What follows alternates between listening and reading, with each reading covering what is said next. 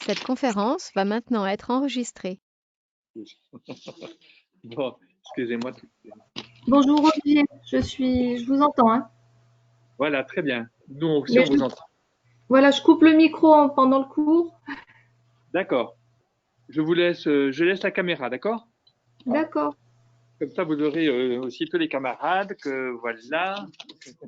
Et vous savez, Bonjour à tous. tout le monde Ah vous oui, j'ai pas salue. vu la caméra, pardon. Et puis, Voilà. il y aura voilà. Et puis il y aura l'exposé de Martine sur Dostoïevski, les frères Karamazov. Tout à l'heure. Que j'ai bien reçu. Très bien, voilà, bravo. Alors donc on a comme élément, on a Ricoeur.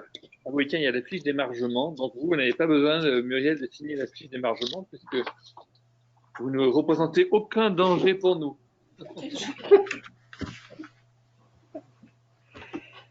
Oui, donc comme élément, nous avons à reprendre et terminer Ricoeur, le pardon difficile. Nous avons à partager autour du prix de la grâce de Bonhoeffer, du livre de Tolstoï, parce que je l'ai mis ce livre, le royaume des cieux est en vous, voici. Et puis l'exposé sur Dostoïevski, concentré sur les frères Karamazov, fait par Martin. Voilà. Donc on a tous ces éléments. Si jamais on déborde, c'est pareil, on continuera la prochaine fois. On a du mou quand même, on a le temps. Je commence par Ricoeur, je récapitule. Donc il y avait la strate la plus récente, donc géologiquement la plus superficielle, c'est donc celle autour de Mémoire, Histoire, Oubli, 2000, autour des questions de la juste mémoire, voilà. Une strate plus ancienne qu'on va reprendre plus en détail autour de Amour et Justice en 90. Et donc là, c'est vraiment le différentiel amour-justice et l'idée que le pardon est une tête chercheuse pour la justice, et peut-être pour l'amour aussi d'ailleurs. Et puis une strate encore plus ancienne, depuis les années 50, et qui revient régulièrement, et qui est liée tant à la lecture des tragiques grecs, Échille, Sophocle, mais aussi Job, le livre de Job, sur le, on va dire la déconstruction, le démantèlement, dit Ricoeur, du mythe de l'idée de punition. L'idée que le mal est une punition, et la conversion, et en même temps la conversion de la vengeance, de la, de la vengeance en pardon. Voilà. Sur la première partie, il y avait quelque chose que j'avais pas, sur lequel je reviens un instant. Excusez-moi de reprendre un tout petit peu. Bon, d'abord, c'est utile pédagogiquement, mais c'est aussi parce que, après coup, je me suis dit, oui, il y a un truc important. Lorsque je parlais, je l'ai relisé dans Le Pardon difficile de Mémoire, Histoire, Oubli, Ricoeur, il insiste sur la profondeur de la faute, et lorsqu'il dit l'adhésion du sujet au mal qu'il a commis, mais aussi qu'il a subi, comme si on s'identifiait au mal, au malheur.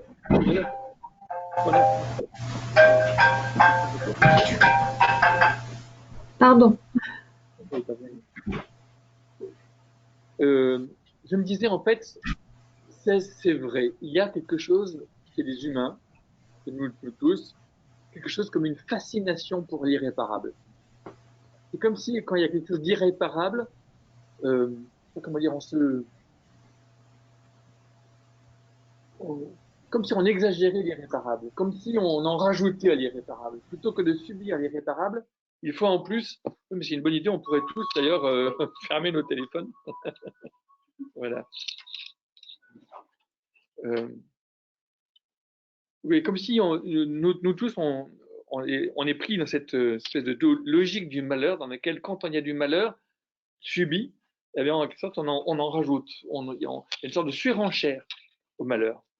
C'est un des mécanismes par lesquels les humains sont capables de fabriquer leur propre malheur d'une manière terrible. C'est-à-dire, pas seulement le malheur qu'on subit, mais on en rajoute. Donc cette fascination, cette manière d'adhérer à l'irréparable, d'augmenter l'irréparable plutôt que d'agir l'irréparable, de faire de l'irréparable plutôt que de juste le subir. Et ça, c'est quelque chose d'absolument tragique. C'est un des nœuds, à mon avis, du tragique. Et c'est très fréquent. Et donc, c'était face à ça que vous vous rappelez que Ricoeur proposait le pardon, non pas comme capacité, mais comme déliaison par rapport à cet irréparable et restauration de capacité. Dans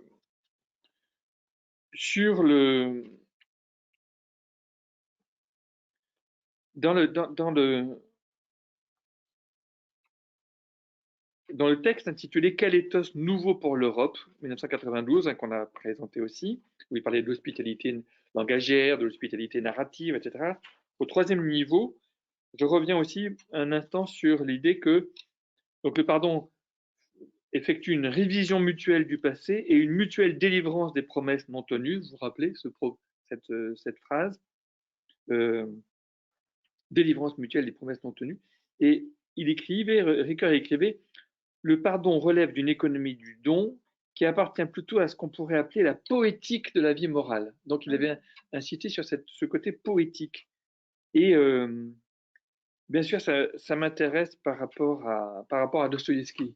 En fait, justement, c'est intéressant de voir que le pardon a une dimension poétique, c'est-à-dire en fait les embarras du pardon, les apories même, on pourrait dire, les impasses morales du pardon nous renvoient plutôt à une poétique du pardon.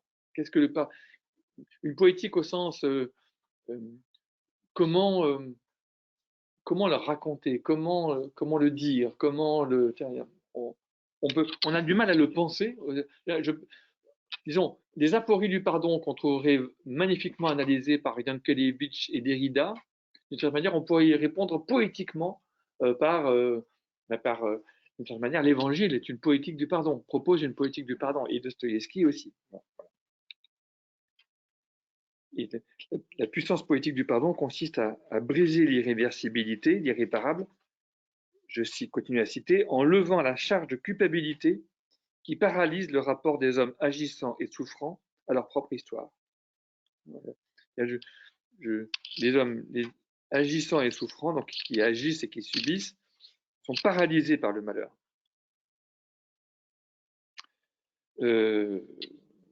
Voilà. Qu'est-ce qu'il y avait d'autre que j'avais repris? Bon, alors la deuxième partie, on en vient à la deuxième partie. Donc, amour et justice,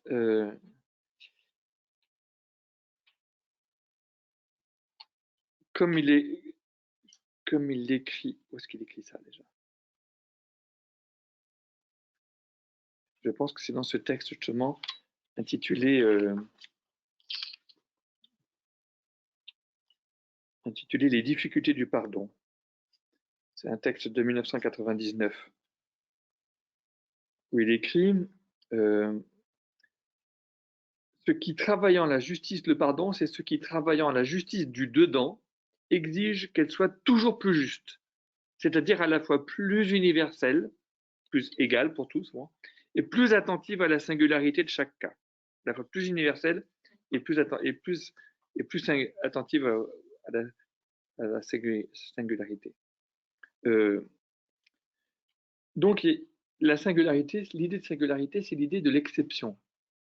Oui, mais voilà, là, il faut faire attention parce que, etc. Vous voyez, il faut sortir de la loi pour aller vers l'exception.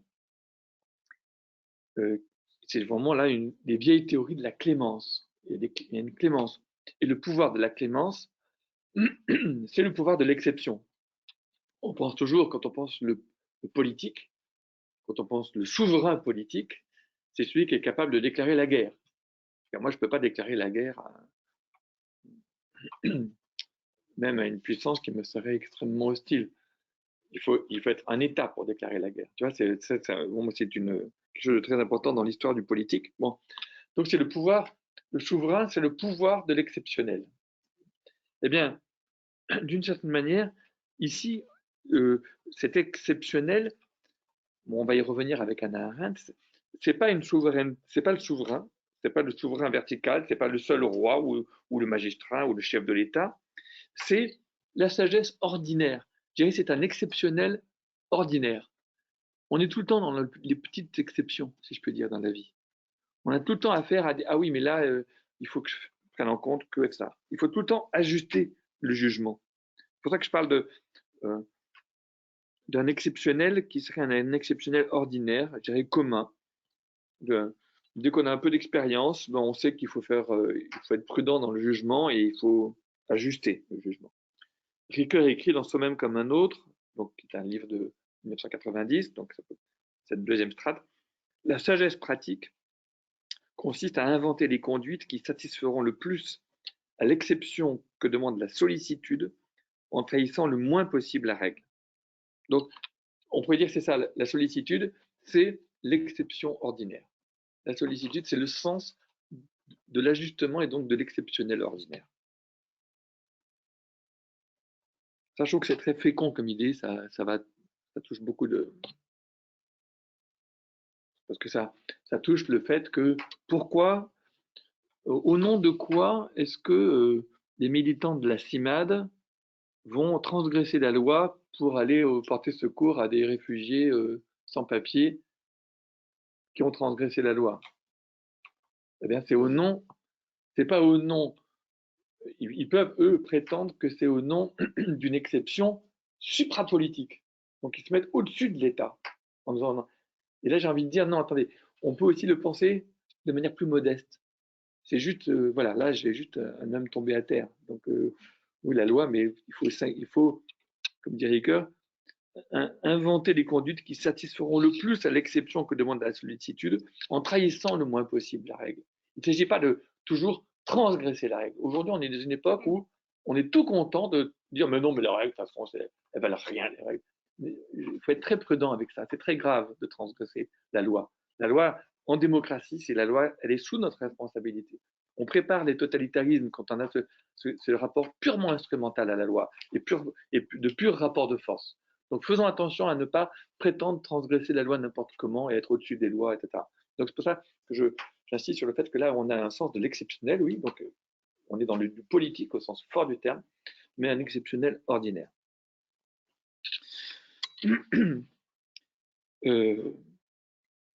Et dans cet autre texte qui s'appelle Amour et justice, on a cette phrase, mais je crois que je vous l'avais déjà dit, hein, mais je suis en train de répéter, non? C'est pas grave. D'accord. Il parle de l'incorporation. Son idée, c'est que peu à peu, entre justice et amour, si on rentre dans un rapport de spirale, de cercle vertueux, non, eh bien, il va y avoir une émulsion d'amour dans la justice, si je peux dire, mais aussi de justice dans l'amour. Ça va s'interpréter, ça va s'améliorer mutuellement. Bon. Je sais pas où est le vinaigre et où est l'huile là-dedans, mais alors l'incorporation tenace, l'incorporation, c'est un vocabulaire de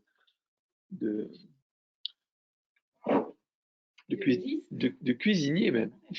On va incorporer le blanc d'œuf. Pour faire un soufflé, on incorpore le blanc monté en neige doucement dans la béchamel. C'est un peu ça, c'est l'incorporation tenace, pas à pas, d'un degré supplémentaire de compassion et de générosité dans tous nos codes, code pénal, code de justice sociale, constitue une tâche parfaitement raisonnable, dit Ricoeur, bien que difficile et interminable. Vous voyez, le pardon difficile.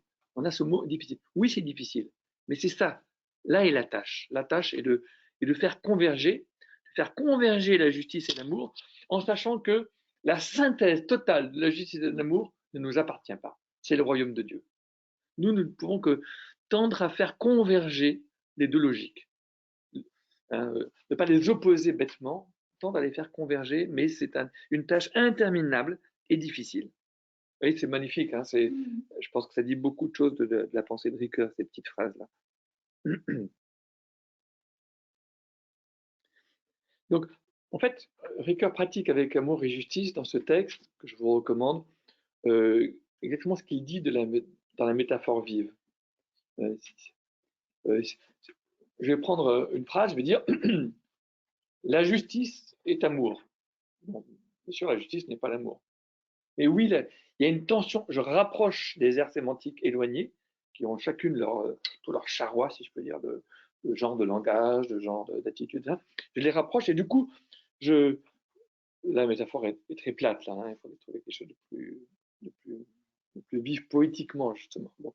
Mais c'est ça l'idée, c'est qu'en rapprochant deux champs sémantiques éloignés, eh bien, on, on les fait travailler l'un par rapport à l'autre, et donc il y a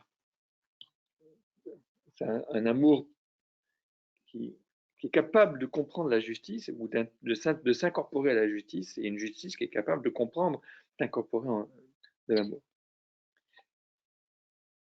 Et puis, je dirais aussi, du coup, on découvre plusieurs figures différentes. Il y a une figure radicale de l'amour du prochain, qui est une figure à la limite de la folie, l'amour du prochain au détriment de soi-même, dans l'insouci de soi. Et de l'autre côté, une figure ordinaire de la sagesse pratique. Bon, ben, il faut trouver un compromis, il faut trouver un ajustement. Vous voyez, moi, je dirais d'un côté la folie, de l'autre côté la sagesse, qui sont apparemment très différents et qui, chez Ricoeur, dans ses textes, sont justement, il n'y a pas seulement l'opposition entre l'amour et la justice. Derrière l'amour, il y a de la folie, et derrière la justice, un amour euh, qui, qui démesure la justice ou qui singularise la justice, qui la démesure vers l'universel et vers le singulier, il y a quelque chose de fou là-dedans. Et une justice qui intègre de l'amour, de la compassion, de la sollicitude, il y a de la sagesse dedans. Vous voyez, donc par derrière, il y a ce travail dans lequel l'amour et la sagesse viennent, la folie et la sagesse sont mis eux aussi en tension. Donc voilà, il y a un pôle hymnique de l'amour et un pôle sapiential. Sapiential parce que on rencontre le tragique. Ça, on va y venir. Donc, la justice plus singulière et plus universelle, ça, il ne cesse de dire ça tout le temps. La justice n'est jamais assez universelle, jamais assez singulière. Dans un texte intitulé le Socius et le prochain, ça c'est un texte ancien, c'est un texte de 55, je crois. Ricoeur disait, à la mesure de l'amour du prochain, le lien social n'est jamais assez intime, jamais assez vaste. Jamais assez vaste parce que la justice, elle est toujours à l'intérieur d'une société donnée, géographiquement et historiquement limitée. C'est jamais l'humanité tout entière. Il n'y a pas de justice. Il y a des droits de l'homme, mais c'est très théorique et c'est moral. C'est pas juridique. On voit très bien qu'il y a entre les pays, il y a des et puis les règles sont toujours des règles générales. Elles sont jamais singulières. C'est toujours des règles qui valent pour des cas généraux. Sinon, il n'y aurait pas besoin du droit pour interpréter la règle dans les situations. Après, le droit, il essaye de bricoler son cas par cas. C'est ça qui c'est pas très représentatif. Ben, c'est ça son travail, c'est ça qui est passionnant, parce qu'en fait, en ce sens-là, le droit ressemble beaucoup à l'exégèse. C'est-à-dire, en fait, on a des textes, et après, comment est-ce qu'on va les interpréter? Comment est-ce qu'on interprète ces textes? Donc, il y a vraiment la condition juridique, elle est profondément herméneutique. Très, très... Voilà. Non, c'est tout à fait le sujet. Donc voilà, l'idée c'est que l'amour, le pardon, travaille les limites de la loi, les limites de la justice, travaille sur les limites. Dans les deux directions, des limites qui empêchent d'aller vers l'universel radical et les limites qui empêchent d'aller vers la singularité radicale. C'est une sorte ça ne cesse de presser, l'amour ne cesse de presser sur les limites de la justice, hein, ou le pardon sur les limites de la loi. Dans le parcours de la reconnaissance, je l'ai amené, je voulais le dire, mais je ne vais pas. Ricoeur va chercher Dostoïevski, la figure de l'idiot, pour décrire des œuvres de l'amour. Et c'est intéressant. Dire l'idiot, c'est une magnifique. C'est la figure qui fait la synthèse entre la folie dont je parlais tout à l'heure et la sagesse dont je parlais tout à l'heure. On ne sait pas s'il est s'il est juste imbécile ou s'il est en fait plus intelligent que les autres. Il y a une sorte d'équivoque très, très curieuse dans cette figure de David. Alors, en même temps, je reviens un instant là-dessus, il y a chez Ricoeur une méfiance à l'égard de l'amour. C'est toujours, chaque fois qu'on approche le thème de l'amour, il dit, oh là là, il va prendre des détours. De toute façon, le geste de Ricoeur, en général, c'est le détour. On fait des grands détours. On va jamais tout droit aux choses, on fait des détours. Et on fait d'autant plus des détours qu'on a affaire à des sujets difficiles. Le temps, ouh là là, le temps, c'est difficile comme sujet. Le mal, l'amour, voilà, ça c'est des sujets difficiles. Plus c'est difficile, plus on fait des détours, plus on fait des variations, bien sûr. Et donc, le danger, c'est lorsque l'amour prétend croire qu'il comprend tout, qu'il peut tout ramener à lui, qu'il peut tout comprendre, et justement croire qu'on peut proposer une synthèse entre l'amour et la justice, entre l'éthique de l'agapé et l'éthique du magistrat. Je le disais tout à l'heure, c'est une convergence, mais c'est jamais une synthèse. Dans un texte intitulé État et violence, et là je prépare le débat avec Tolstoï, donc c'est un texte de 1950, là aussi 55, 57, il écrit « Jusqu'au dernier jour, l'amour et la coercition chemineront côte à côte comme les deux pédagogies, tantôt convergentes, tantôt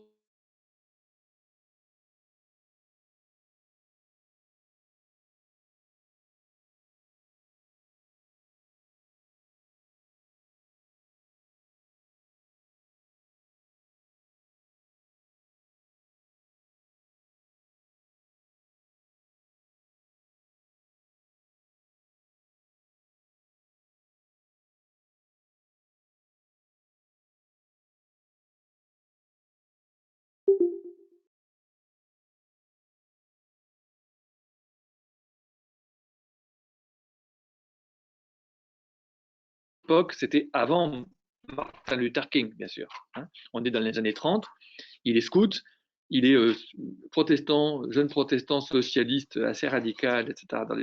Dans sa Bretagne, il est à Rennes, voilà. Et il est très non-violent. Et donc, je pense qu'il a lu Tolstoï. C'est pour ça que j'ai pensé important après pour radicaliser ce moment-là, on va dire. Donc là, je reviens. Vous voyez, on fait un va-et-vient. Il aurait peut-être mieux valu faire ça avant de faire Ricoeur. Ricoeur, c'est déjà plutôt une préparation pour les sections suivantes. Mais tant pis, on a commencé dans cet ordre-là. Donc, voilà, Ricoeur est très touché par la non-violence et je pense qu'il a lu les textes de Tolstoï, mais je ne suis pas sûr parce que c'était un texte introuvable. Hein. Mais c'était des idées.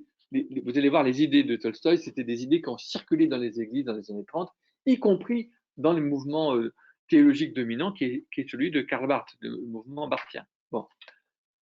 Or, le mouvement barthien qui était parti sur des idées comme ça pendant la Première Guerre mondiale et à la fin de la Première Guerre mondiale, qu'est-ce qu'il dit Karl Barth? Il dit quelle honte, hein, on dit Dieu avec nous sur nos ceinturons.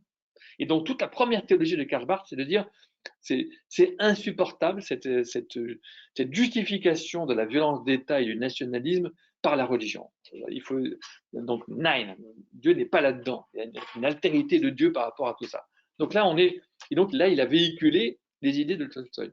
Oui, mais et c'est ça qui est arrivé à Ricoeur, c'est que en désarmant le magistrat, en désarmant les démocraties, eh bien, qu'est-ce qui s'est passé? C'est la guerre d'Espagne, c'est Franco d'un côté, c'est Hitler, c'est Staline, etc., etc.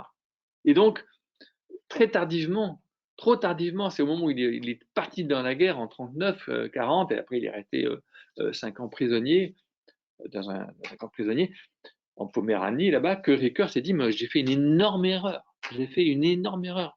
On ne peut pas complètement désarmer face, entre guillemets, aux méchants. Et surtout face à un État qui prétend avoir, comment dirais-je, qui fait des lois qui sont des lois injustes. Donc là, on est obligé de se battre contre ça. Et le mouvement barthien, bien avant Ricoeur, comme ils étaient en Allemagne, ils ont vu la montée du nazisme et dès le début, Karl Barth a changé complètement de cap en disant ça, ce qui est en train de se préparer là, ça c'est diabolique. Là, c'est un État qui prétend lui-même être l'Église, d'une certaine manière, qui prétend avoir la vérité. C'est une véritable religion, le nazisme. Et donc, il faut se battre de toutes nos forces contre cette religion épouvantable. Voilà, je ferme cette parenthèse, mais pour que vous compreniez pourquoi, dans les années 50, Ricoeur dit, ben voilà, il y a voilà, on est déchiré, on voudrait l'amour, mais qu'il faut le magistrat. Il y a l'éthique de l'agapé, mais il y a l'éthique du magistrat. Et les deux, il y a ces deux éthiques peuvent marcher ensemble le plus possible, elles peuvent être convergentes, mais il y a des moments où elles sont divergentes, et quand elles sont divergentes, nous sommes écartelés, nous sommes déchirés. Parce que oui, nous pouvons basculer du côté de la non-violence, mais du coup, on accepte que notre État soit défait par un État méchant, si je peux dire, ou par des forces politiques méchantes, ou bien on se met du côté à ce moment-là de la défense du magistrat, mais éventuellement, on est obligé de prendre les armes, de passer dans la résistance, etc. Mais j'insiste, la fin de la dualité, ce serait la fin de l'histoire, et Ricoeur, dans un autre texte sur Kant et Moltmann, un autre texte intitulé La liberté selon l'espérance, écrit « Le mal véritable, le mal du mal, ce n'est pas la violation d'un interdit, la subversion de la loi, la désobéissance, non, le mal du mal, c'est la fraude dans l'œuvre de totalisation. C'est de prétendre être celui qui peut totaliser, faire le total de l'histoire, de l'amour et de la justice, vous voyez, faire la synthèse. » La fraude dans l'œuvre de totalisation. La fraude dans l'œuvre de totalisation. Le mal du mal, le mal radical. En fait, il fait une lecture très originale de Kant. Kant a écrit un essai sur le mal radical qu'il a intégré dans un livre plus grand ensuite qui s'intitule La religion dans les limites de la simple raison. Et Kant cherche d'où vient, qu'est-ce qui pourrit, je dirais, la racine même de la bonne volonté. Qu'est-ce qui pourrit la racine de la volonté? De la volonté dans sa bonté, dans son innocence première. La volonté est foncièrement innocente, originairement, et pourtant, elle est je dirais, tout de suite dévoyée par une capacité au mal. Et d'où vient cette capacité au mal? Eh bien, il y a trois ou quatre degrés, on va dire. Et un de ces degrés, c'est d'abord d'inverser l'ordre des maximes, c'est-à-dire je fais le bien pour la récompense que je vais en avoir et je ne fais pas le mal par crainte de la punition que je pourrais avoir. Et donc, je ne fais pas du tout le bien par sens par respect de la loi universelle, c'est-à-dire de la raison, c'est-à-dire en fait de pas faire aux autres ce que je ne voudrais pas qu'on me fasse, etc. Mais je le fais uniquement de manière intéressée. Donc ça veut dire que déjà, je court-circuite l'ordre moral et l'ordre physique. En fait, je fais déjà cette petite chose-là, c'est déjà de prétendre faire le royaume de Dieu. Vous voyez l'idée? C'est que quand je fais ça, je suis déjà comme un enfant, c'est très puéril, on pourrait dire. Hein. Bon, mais en fait, c'est comme si je pouvais pas avoir confiance. Les deux séries sont complètement séparées. Il y a le monde physique, et puis dans lequel il y a des malheurs et des bonheurs, etc. Puis il y a le monde moral, dans lequel nous sommes libres, dans lequel il y a du bien et du mal. Et vouloir faire coller en même temps le bien et le bonheur, et le mal et le malheur, c'est faire le royaume de Dieu. Donc cette petite subversion de la maxime a des effets de prétention à faire la fin de l'histoire, à nous-mêmes recoller les deux morceaux, alors que les deux morceaux, ils sont dans la main de Dieu, et c'est lui seul qui peut les recoller. Dans l'idée de Kant, si vous voulez, on fait le bien, on se fiche complètement de savoir quelles sont les conséquences physiques, si je peux dire, en termes de bonheur, de malheur, etc. Ce sont deux séries différentes. Bon, je vais un peu vite dans cette année, mais je vous recommande, c'est un très beau texte de Ricoeur, La liberté selon l'espérance. Donc voilà, il y a une place pour l'espérance, il y a des choses que nous ne pouvons pas nous-mêmes nous donner. On peut l'espérer, oui. On peut espérer le bonheur. On peut espérer la totalité, mais ce n'est pas à nous de faire la synthèse, de fabriquer la totalité.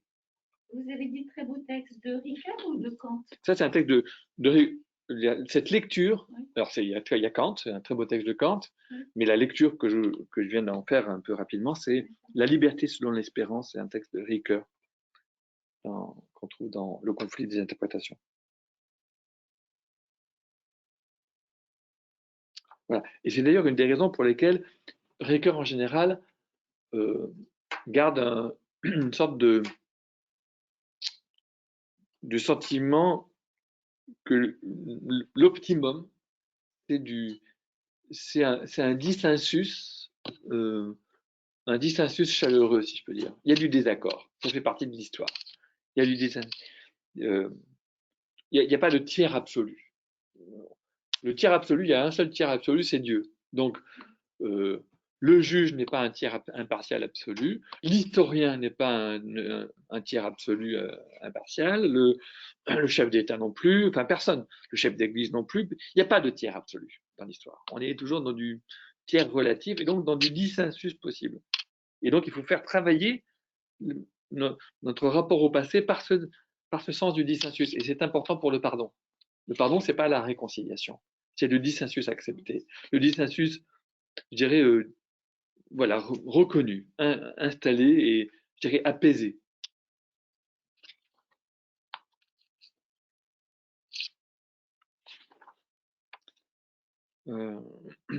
Alors, je vais basculer peu à peu vers la troisième partie avec la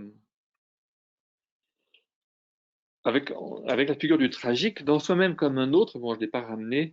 Il y a un interlude entre les. Vous vous rappelez que je vous ai dit, il y a trois moments dans la morale de Ricoeur. Donc, il y a la visée éthique, la norme morale et la sagesse pratique. Vous n'hésitez pas à m'interrompre hein, quand je parle trop vite ou ça va? D'accord, mais vous comprenez bien. D'accord, merci.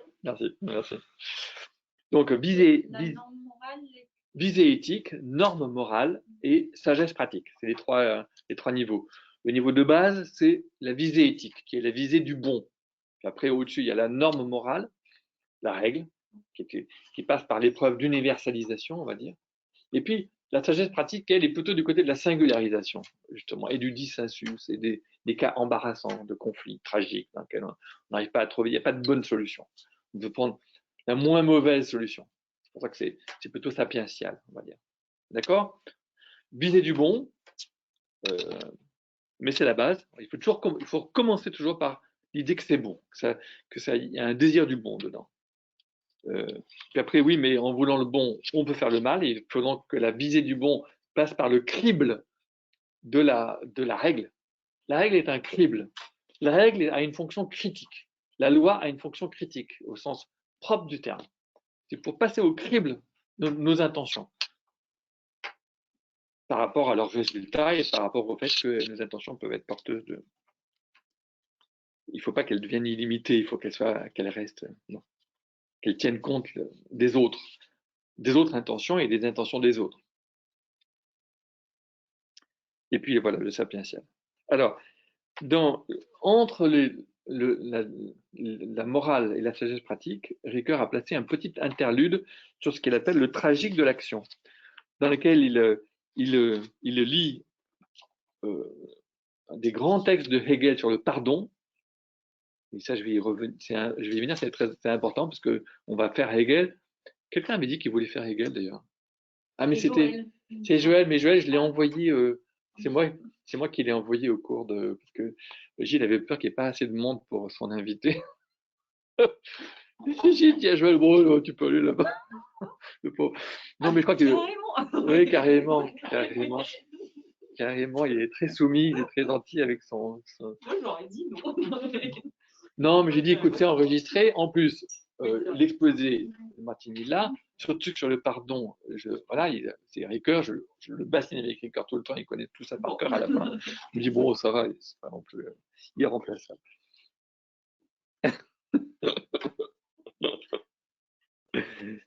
Et j'ai dit qu'on allait se voir après. Alors. Donc, pourquoi est-ce que je disais ça? Ah oui, donc c'est lui qui veut faire quelque chose sur Hegel, oui, c'est ça.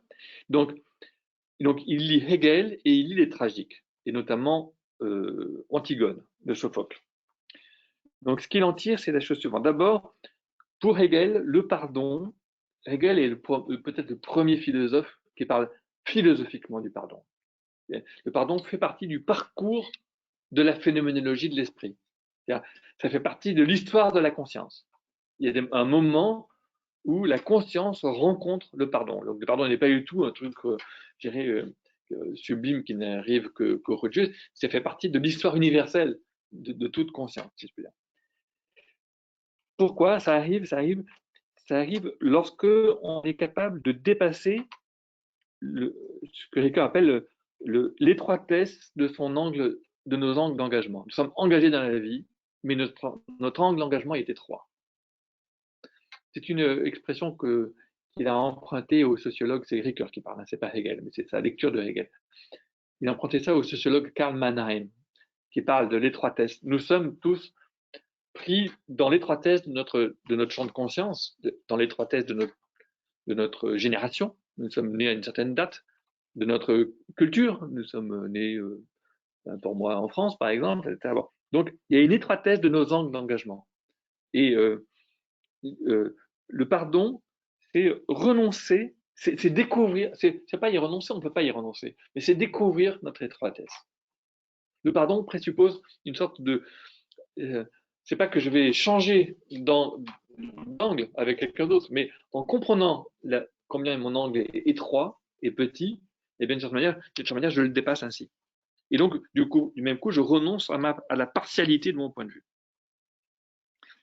Je cite Ricoeur, la véritable réconciliation n'advient qu'à la toute fin de ce parcours, à l'issue du conflit entre la conscience jugeante et l'homme agissant. Donc, la phénoménologie, on a séparé l'action du jugement. Hein, d'accord? Il y a la conscience morale. C'est ce que je viens de dire, en fait. Oui, vous voyez, vous allez voir comment c'est compliqué, mes affaires, ou les affaires de Ricoeur, enfin les affaires de la philosophie. Là, maintenant, on le reprend. Tout à l'heure, je vous parlais de Kant. Il y a le monde physique et puis le monde moral.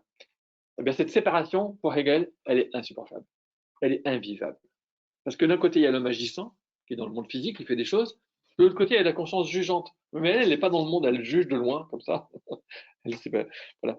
Et donc, cette réconciliation repose sur un renoncement effectif de chaque partie à sa partialité et prend valeur d'un pardon où chacun est véritablement reconnu par l'autre.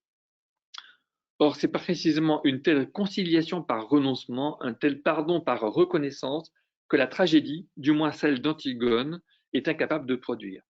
Pour que les puissances éthiques que les protagonistes servent subsistent ensemble, la disparition de leur existence particulière est le prix entier à payer. En fait, il faut qu'ils meurent. On ne peut sortir du conflit que par la mort. C'est ça le tragique. Ils ne sont pas, Créon et Antigone ne sont pas possibles en même temps dans le même monde. On pourrait dire Israël et la Palestine ne sont pas possibles en même temps dans le même monde. Voilà le tragique. Et chacun d'eux peut donner toutes ces justifications, toutes ces raisons, tout ce pourquoi il a raison d'exister, si je peux dire. Bon, je ne sais pas si c'est un bon exemple, il faut peut-être trouver d'autres exemples. Mais voilà, c'est ça l'idée. Bon, ça touche la question, bien sûr, de l'avortement. Hein, ça touche, évidemment, ça touche beaucoup de questions. C'est ça pour le tragique, c'est ça. Et pour Ricoeur, là, dans ce texte, il dit on reproche volontiers à Hegel de faire la synthèse, justement, de transgresser la séparation kantienne, voilà. Mais il dit dans cet affrontement entre la conscience et agissante et la conscience jugeante, voilà, non, je vous lis la citation de Ricoeur, le pardon issu de la reconnaissance l'un par l'autre des deux antagonistes, confessant la limite de leur point de vue et renonçant à leur partialité, désigne le phénomène authentique de la conscience. C'est sur le chemin de cette reconnaissance que prend place la critique de la vision morale du monde. Oui, donc la critique de la vision morale du monde, c'est la critique de Kant par Hegel. Hegel reproche à Kant d'avoir une vision uniquement morale du monde. Vision morale, mais attention, c'est là que Ricoeur pourrait maintenant lâcher la marionnette Hegel et aller reprendre la marionnette Kant, si vous voulez, parce que Ricoeur fait dialoguer les auteurs comme ça tout le temps. Parce que la vision morale de Kant n'est pas une vision pénale dans laquelle tout ce que je fais, s'il y a un malheur, c'est que j'ai une faute. Vous voyez, chez Kant, on a vu tout à l'heure, il y a une séparation des deux. Donc, c'est une parenthèse, c'est que je pense que Hegel est très injuste avec Kant. Et peu importe, il n'empêche que c'est une critique intéressante d'une conception moraliste, on va dire. Moraliste, c'est-à-dire, en fait, on ne sait pas quand on fait le bien et quand on fait le mal. C'est ça l'idée de Hegel. C'est ça, de Hegel. C'est ça l'idée de Hegel, c'est que il y a des gens qui sont des gens qui croient faire beaucoup de bien, et en fait, ça tourne très mal. Et puis des gens qui servent vraiment juste leur égoïsme, etc. Et en fait, ça tourne bien. L'histoire, elle est tragique aussi parce qu'elle est complètement, elle a ni queue ni tête. Et on ne sait pas. On ne sait pas ce qu'on fait.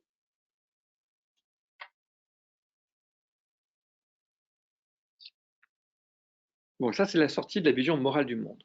Mais la sortie de la vision morale du monde, c'est accepter qu'on a un point de vue très limité sur le monde.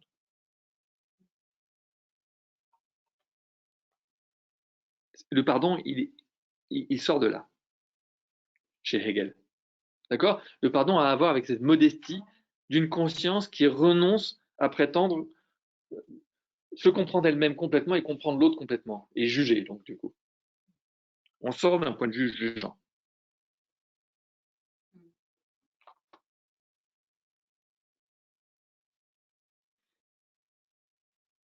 Alors, donc, on pourrait dire, du coup, avec Hegel que, donc voilà, on a plusieurs choses. D'abord, je dois prendre conscience de l'étroitesse de mon point de vue. Deuxièmement, je dois prendre conscience que, en voulant sortir de l'étroitesse de mon point de vue, je bute sur une impossibilité qui est qu'il faudrait que je meure. Que dit Hegel à ce moment-là? Il dit, meurs. C'est ça le problème de Hegel, si vous voulez. C'est que oui, la mort fait partie, c'est ça, c'est juste notre finitude, c'est tout. On ne pourra pas aller plus loin.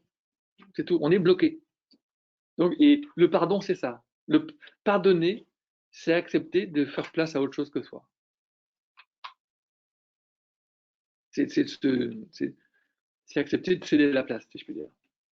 Alors, je vais y revenir parce qu'en fait, si on prend ça en petit maintenant, ça veut dire non seulement prendre conscience de l'étroitesse de son point de vue, mais intérioriser une pluralité des consciences et des voix pour faire place dans mon récit à la possibilité du récit de l'autre. Mais on peut même dire plus que ça. C'est pour ça que le titre de Ricoeur est magnifique. C'est soi-même comme un autre. Soi-même comme un autre. C'est pas seulement ton prochain comme toi-même. Il faut inverser. C'est soi-même comme un autre. Et là, ça touche très profondément, je dirais, le pardon, bien sûr.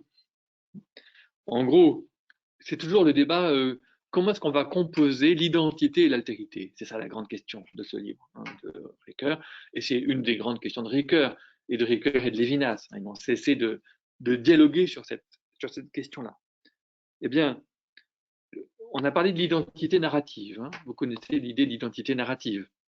Non, je n'ai pas tellement parlé en fait. Bon, je n'ai parlé dans d'autres circonstances, mais je redis très vite. Nos identités sont narratives. C'est-à-dire, en fait, nos identités, je suis pas immobile comme cette table. Je suis pas ce que je suis. Je suis ce que je deviens. Je suis ce que je suis la somme de toutes les variations qui m'auront finalement fait être ce que je suis, si je peux dire. Bon. Et c'est inachevé. D'accord? C'est pas fini. Tant que nous sommes vivants, c'est pas fini. Et même, etc. Bon. En général, de façon, par principe, c'est inachevé. Donc, l'identité comporte de l'altérité. Et donc, voilà, l'identité, ce qu'on peut, c'est la raconter. Le temps, d'ailleurs, on peut raconter le temps, l'issue aux apories du temps, elle est poétique, je disais tout à l'heure, vous voyez, elle est poétique. L'issue aux apories de l'identité, elle est poétique. C'est-à-dire, notamment par la narration, pas seulement, mais notamment par la narration. Quand vous voulez dire elle est poétique, vous voulez dire elle pousse à agir. Voilà, elle pousse à agir et à dire, et en même temps, et à dire ce que l'on fait. Poétique, c'est l'inséparabilité du parler et de l'agir, mais aussi de l'agir et du parler. C'est la même sphère. Pour Hannah Arendt, c'est complètement la même sphère. C'est ce par quoi parler et agir, c'est ce par quoi nous interprétons le fait d'exister, tout simplement. Au sens presque théâtral du terme. C'est pour ça que c'est une dimension poétique. Qui suis-je? Voilà comment j'interprète qui je suis. Alors, là, on rencontre l'identité narrative, rencontre deux limites. La première limite, c'est que avec le temps, on devient autre que soi-même, on s'altère, on change. Par exemple, j'étais très amoureux et puis peu à peu le temps, oui, bon, une chose comme ça, par exemple. Bon, mais aussi, on change. Alors, qu'est-ce qui va permettre de se maintenir face à l'imprévisible, face au changement? C'est la promesse. D'accord?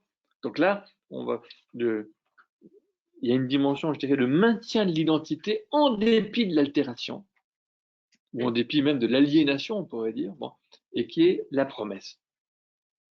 Bon, c'est tout un sujet, la promesse. Je ne vais pas la traiter maintenant, mais juste ce qui nous intéresse, c'est le pardon. Et donc, de l'autre côté, c'est le fait que, au contraire, je dois faire place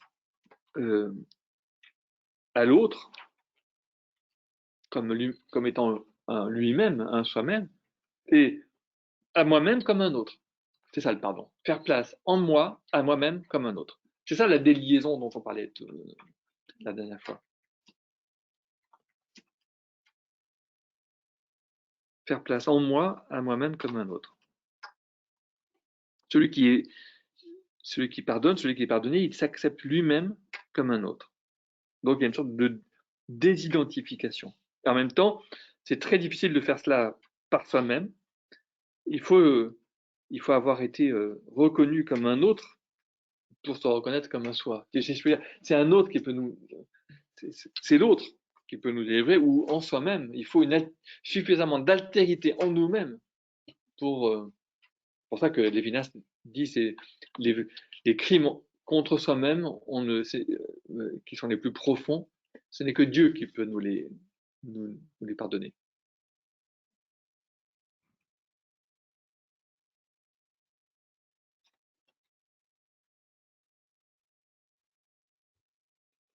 Dans la fin du livre, Soi-même comme un autre, la dernière étude, il revient sur Hegel et il dit le phénomène du doublement de la conscience traverse toute la phénoménologie de l'esprit, depuis le moment du désir de l'autre, en passant par la dialectique du maître et de l'esclave, jusqu'à la figure double de la belle âme du héros et du pardon. Bon.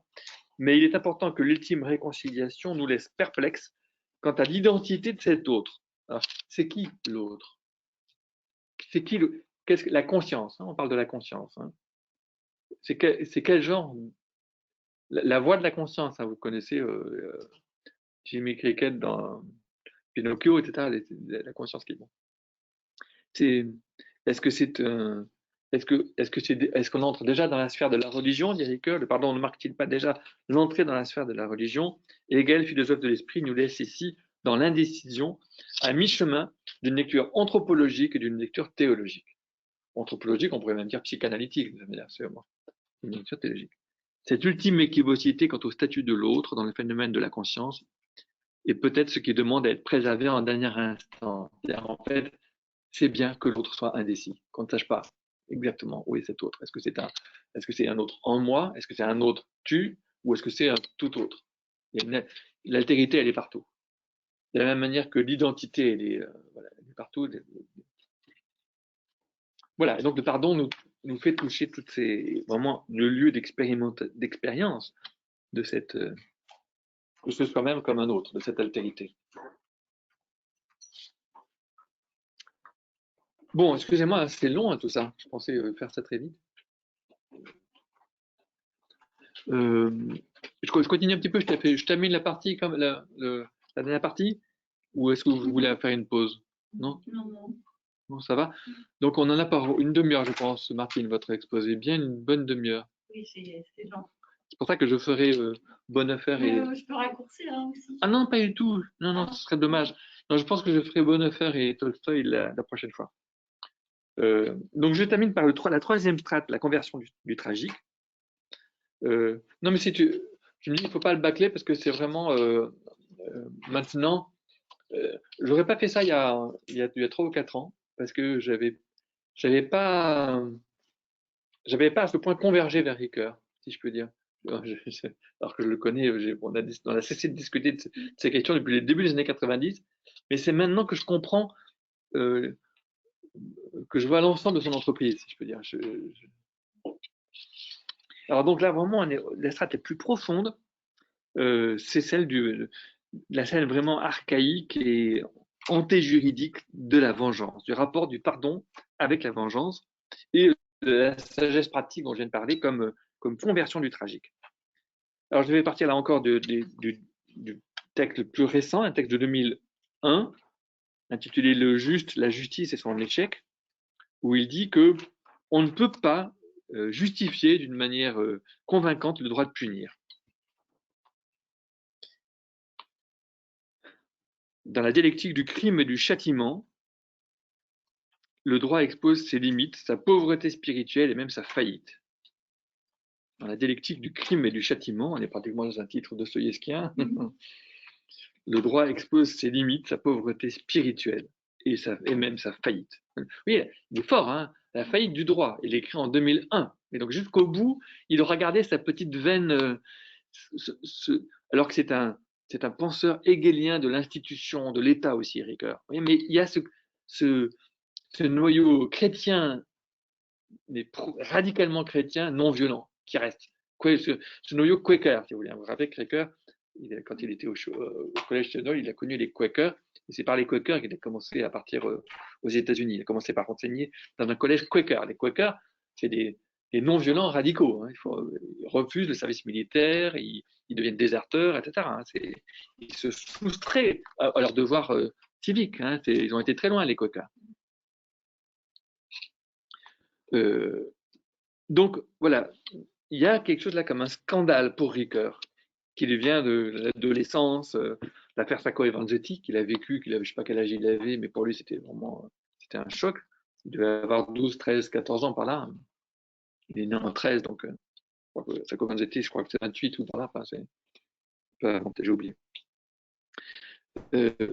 Et après, on le retrouve, cette idée, en 1969, dans ce qui est le démantèlement, hein, la déconstruction de la punition, dans un texte intitulé Interprétation du mythe de la peine. Le mythe de la peine, hein, c'est intéressant, vous voyez, bon, pour un christianisme punitif. Bon. Ce qui, dans la peine, est le plus rationnel, à savoir qu'elle vaut le crime, est en même temps le plus irrationnel, à savoir, on pourrait dire à croire, qu'elle l'efface. Il y a eu un crime, et on va croire que la peine, magiquement, va effacer le crime, ou va compenser le crime. Il n'y a pas de compensation, c'est la même idée que chez les menaces. Ça ne se compense pas. Il n'y a pas de compensation, il n'y a pas un total qui nous permet de revenir à zéro. Même pire, on rajoute du mal. Vous voyez, c'est ça le problème, c'est ça qui est scandaleux. Donc, il y a quelque chose de sacré, de magique dans cette idée qu'un mal pourrait en effacer un autre. Et cet archaïque, il est là dans notre société la plus rationaliste, la plus moderne, nos systèmes plus pénaux continuent avec cette idée-là. C'est un truc qui continue. Et donc, c'est contre il y a un sacré de la rétribution. L'idée de rétribution, la vision pénale du monde, c'est une vision sacrée, une vision sacralisée. Et Ricoeur reprend appui sur un certain nombre de passages bibliques pour montrer comment la Bible, très tôt, Job, bien avant Jésus, se bat contre cette logique pénale, cette vision pénale dans laquelle les malheureux, s'ils sont malheureux, c'est que quelque part, c'est leur faute. Voilà, c'est ça l'idée. Et s'ils sont heureux, c'est leur réussite. Donc, oui, c'est un débat. Ça veut dire qu'ils sont dans la main de Dieu. Ça veut dire que Dieu les protège. Ça veut dire que, voilà. Encore une fois, on fait la synthèse. Vous voyez, ça y est, on a la synthèse, on a l'évangile de la prospérité. Ça va marcher, tout va coller. Non, ça colle pas. On est dans l'histoire, donc il y a du décalage et du tragique. Mais ce qui complique, donc voilà, là on comprend très bien la protestation, d'accord? On est dans c'est scandaleux. Bon. Mais dans le même temps, et ça c'est tout le paradoxe, c'est que s'il y a scandale intellectuel, donc là je reviens au texte de 2001, s'il y a scandale intellectuel, c'est que le droit pénal représente une des conquêtes les plus remarquables de la rationalité au plan des transactions sociales livrées à la violence. La tragédie grecque de l'Orestie en témoigne. La chaîne des vengeances qui afflige la famille des Atrides n'est interrompue que par l'irruption de la dikè. La dikè, c'est la justice rationnelle, on va dire. Différente avec la thémis. Je crois que la thémis, c'est une justice, mais une justice aveugle, hein, qui n'a pas de... La dikè, non, elle est rationnelle, elle est... C'est pas... La thémis, c'est dire, je viens de voler la banque, en tuant quelqu'un, je pars avec mes billets qui s'échappent, je fais la scène très rapide, les billets qui s'échappent par la fenêtre, et paf, j'ai un accident, bam, ça c'est la Thémis, si vous voulez. C'est juste con. Bam, bam. Le type qui, voilà. Ça, c'est pas la dikè. La dikè, c'est on prend le temps, on organise une délibération, un procès, etc. Ça, c'est la dikè.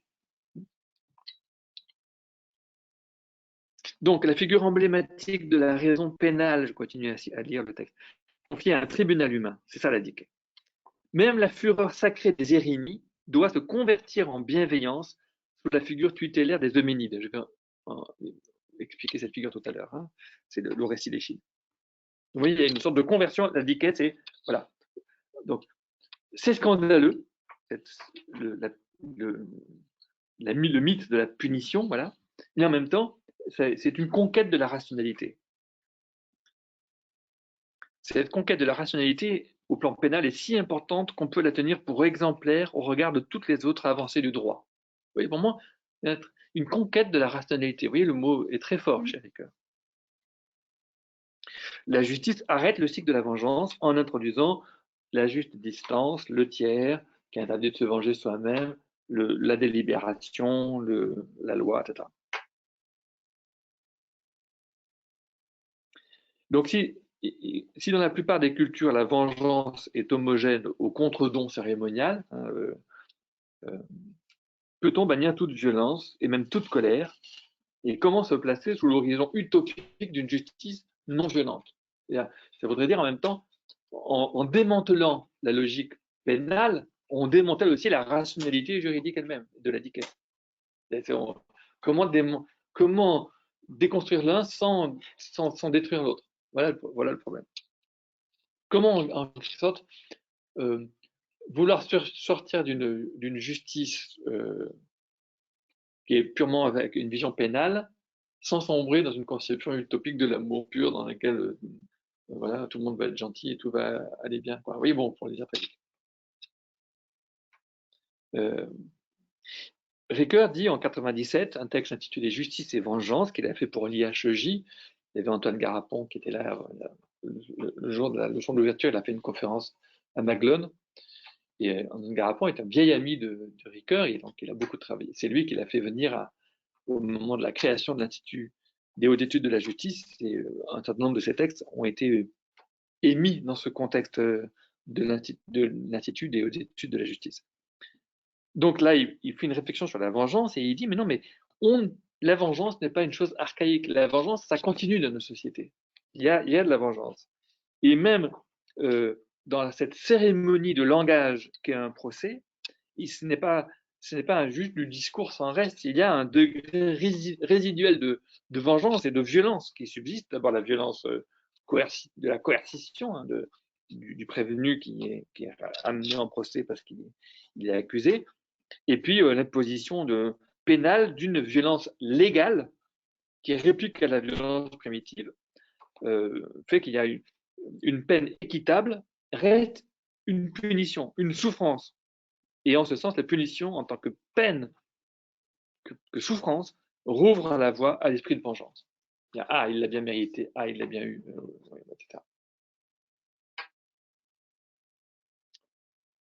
Dans un autre texte de 94, Sanction, réhabilitation, pardon, Ricoeur s'interroge sur la différence entre la justice, qui demande le tiers, et la vengeance, qui fait court-circuit entre deux souffrances. Hein, moi, j'ai subi une souffrance, toi que je rentre. Je me suis dit, à mon avis, la vengeance, c'est pas si court-circuit que ça. Hein. La vengeance, là aussi, il y a tout un rituel. Si on regarde, si on lit les romans d'Ismaël Kadare, hein, dans toutes les ou de tout ce qui se passe dans les mafias italiennes, etc. Il y a cette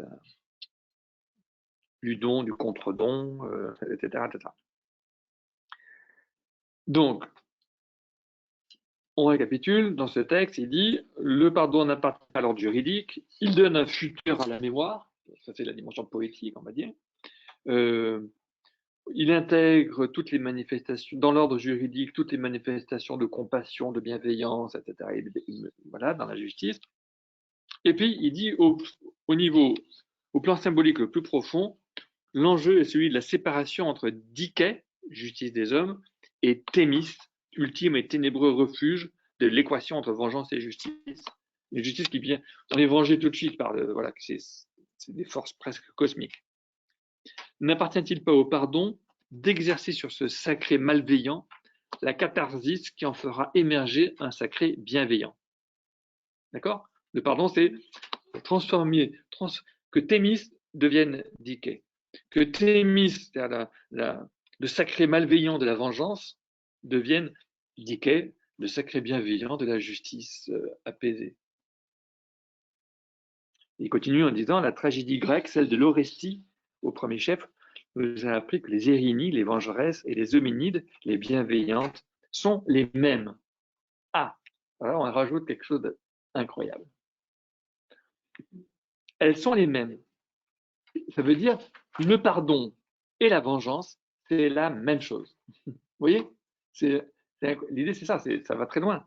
Vous voulez dire quelque chose? Eh ben, oui, c'est dans quoi? C'est dans l'Orestie d'Échille? Oui, ça? oui. Je ne connais pas. Ouais. Ouais. En fait, c'est le même fond, je vais vous le raconter, c'est le même fond qui est à la fois le fond ténébreux, dit Ricoeur, le fond chthonien, le fond terrible, le fond tragique, et qui est aussi le fond du bon et de la bienveillance. Ça vient de la même source, si je peux dire, une source infrajuridique, une source plus profonde. Et l'idée de restaurer les capacités de bonté, Ricoeur va définir la religion en général comme ça. La religion, la fonction de la religion, le sens de la religion, la religion est capable d'aller chercher, je dirais, d'abriter un fond ténébreux, un fond terrible. Regardez les attentats, hein, un fond terrible. Les religions, c'est dangereux. Mais c'est elles sont capables aussi de convertir ce fond terrible en bonté, en bienveillance et en souci pour le vulnérable, etc. etc. C'est ça qu'il s'agit de réveiller, de restaurer le fond de bonté. Ça, c'est un discours, une lettre que Ricoeur avait formulée pour la communauté de Thésée. Restaurer le fond de bonté. C'est un tout petit texte magnifique. À quoi ça sert? Ça sert à restaurer le fond de bonté, à réveiller le fond de bonté. Donc, on voit ici que le pardon est beaucoup plus proche de la vengeance qu'on ne le croit, justement, parce que justement, on ne peut pas le faire en tiers. Hein.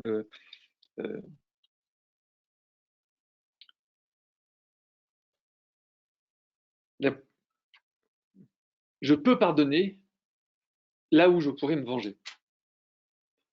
D'accord? Hannah Arendt dit où je pourrais punir. On ne peut pardonner, dit Hannah Arendt, que ce qu'on peut punir. En fait, c'est punir dans un sens vengeance, je crois. C'est ça le noyau de l'idée de Hannah Arendt. C'est parce que je pourrais me venger et que voilà, je peux pardonner.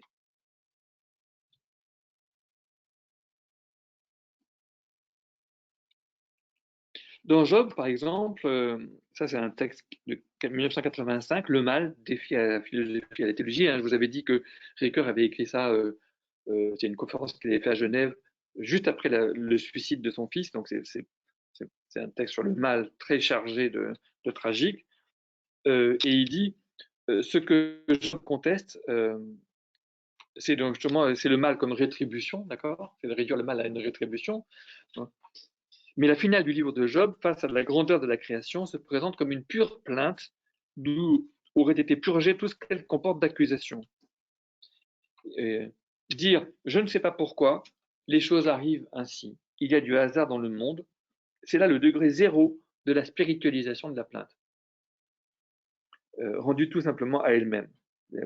Degré zéro, c'est-à-dire en fait, la plainte commence à devenir spirituelle lorsqu'elle accepte d'arrêter d'accuser, donc de chercher la rétribution. C'est ça l'idée. De chercher à accuser. C'est sa faute, c'est ma faute, parce qu'il devait se sentir très coupable. Un père qui voit son fils se suicider, il se sentait extrêmement coupable. Et donc voilà, il est dans ce travail. Quoi accuser, qui accuser, comment. Aimer Dieu pour rien, c'est sortir complètement du cycle de la rétribution, dont la lamentation reste encore captive tant que la victime se plaint de l'injustice de son sort. Mais je ne voudrais pas séparer de ces expériences solitaires de sagesse de la lutte. Donc là, il est presque bouddhiste, hein, enfin, de cette manière. Donc vraiment, c'est une espèce de gratuité, on va dire. Mais je ne voudrais pas séparer ces expériences solitaires de sagesse de la lutte éthique et politique contre le mal. Ça n'empêche, il faudrait faire attention parce que ça peut nous on quitte, on est tellement dans le, c'est absurde, que du coup, on se croise les bras et on arrête de faire quoi que ce soit. Non, il faut se battre contre le mal, mais il faut savoir qu'il y a une partie du mal qu'on ne peut pas se battre parce que c'est juste absurde, c'est juste bête, c'est faute à personne, ça arrive. Et alors, je termine par un texte magnifique de 1958 qui s'appelle « Le droit de punir ». Moi, je termine par deux textes des années 50. Donc celui-là, et puis un autre qui s'appelle « Culpabilité tragique, culpabilité biblique », dans lequel je vous lis juste deux passages. On arrive enfin à ce qu'il appelle cette lutte contre la théologie de la vengeance, qui est contemporaine de la montée du droit. C'est parce qu'il y a eu une déconstruction théologique de la vengeance que le droit politique a pu émerger. Ça va ensemble. Là encore, on est dans du théologico-politique, si je peux dire. Le politique ne se constitue pas contre le théologique. C'est parce que le théologique lui-même fait un travail sur lui-même, déconstruit l'idée d'un Dieu vengeur, d'un Dieu punissant, etc., que le politique peut émerger. Ça va, les deux figures vont ensemble. Donc, la punition tient son énergie de la demande archaïque de vengeance, mais la loi y met sa mesure, ses limites, ses formes.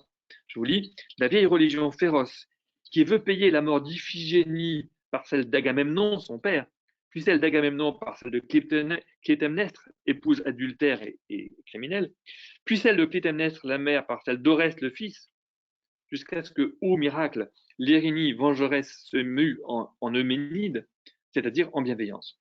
Ce qui est étonnant, c'est que l'Érynie vengeresse devient Euménide quand Athéna fonde un tribunal humain, l'Aréopage. C'est ainsi que finit l'Orestie d'Échille. Enfin, les tribunaux sacrés ne connaîtront plus les affaires de sang, mais un tribunal civil, bien laïque, bien humain, permettra à Oreste de vivre. Je crois qu'il y a là un symbole admirable. Il faut un tribunal laïque pour exprimer que les dieux sont bons. Oui, c'est un texte assez étonnant. Donc voilà, on démantèle la logique pénale de la rétribution, on la dédivinise. Il y a un divin terrible et il faut voir comment ce divin peut se transformer pour arriver à un divin bienveillant. Il y a un divin terrible qui va être transformé en divin bienveillant donc en ce sens-là, la transformation des humains et la transformation des dieux, elle est parallèle, elle est symétrique, elle est mutuelle. Il termine cette conférence en disant « La justice est instituée de Dieu quand elle renonce à être divine et qu'elle accepte d'être humaine, rien qu'humaine. » Il faut que la justice se désacralise, qu'elle devienne humaine, et à ce moment-là, du coup, elle libère les dieux de la fonction punitive, de la fonction de rétribution. Elle libère le divin aussi. Oui, c'est ce mouvement-là. Alors ça, c'est très bien développé dans ce siècle le plus ancien, de 53, oui, on a les couches les plus anciennes, où on a une théologie de la tragédie grecque. En fait, là, il s'appuie beaucoup sur un livre sur Prométhée de Louis Séchant. Louis Séchant, c'est le papa du chanteur Renaud. Vous connaissez le chanteur Renaud? Oui. Son père, Louis Séchant, était un helléniste distingué. Oui.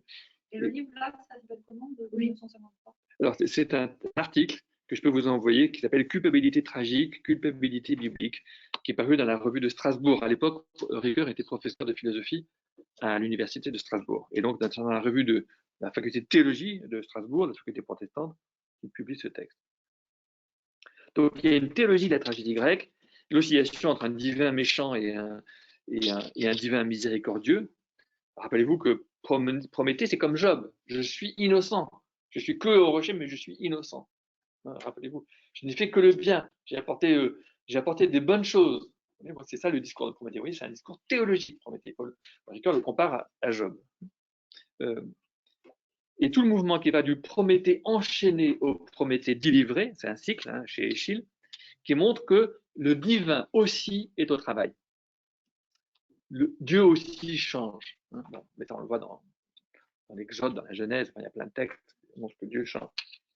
Il s'arrache à son pôle de ténèbres et de chaos et tend, à travers violence et douleur, vers son pôle de lumière et d'ordre. Mais ça passe par la sagesse, et la sagesse, elle est douloureuse.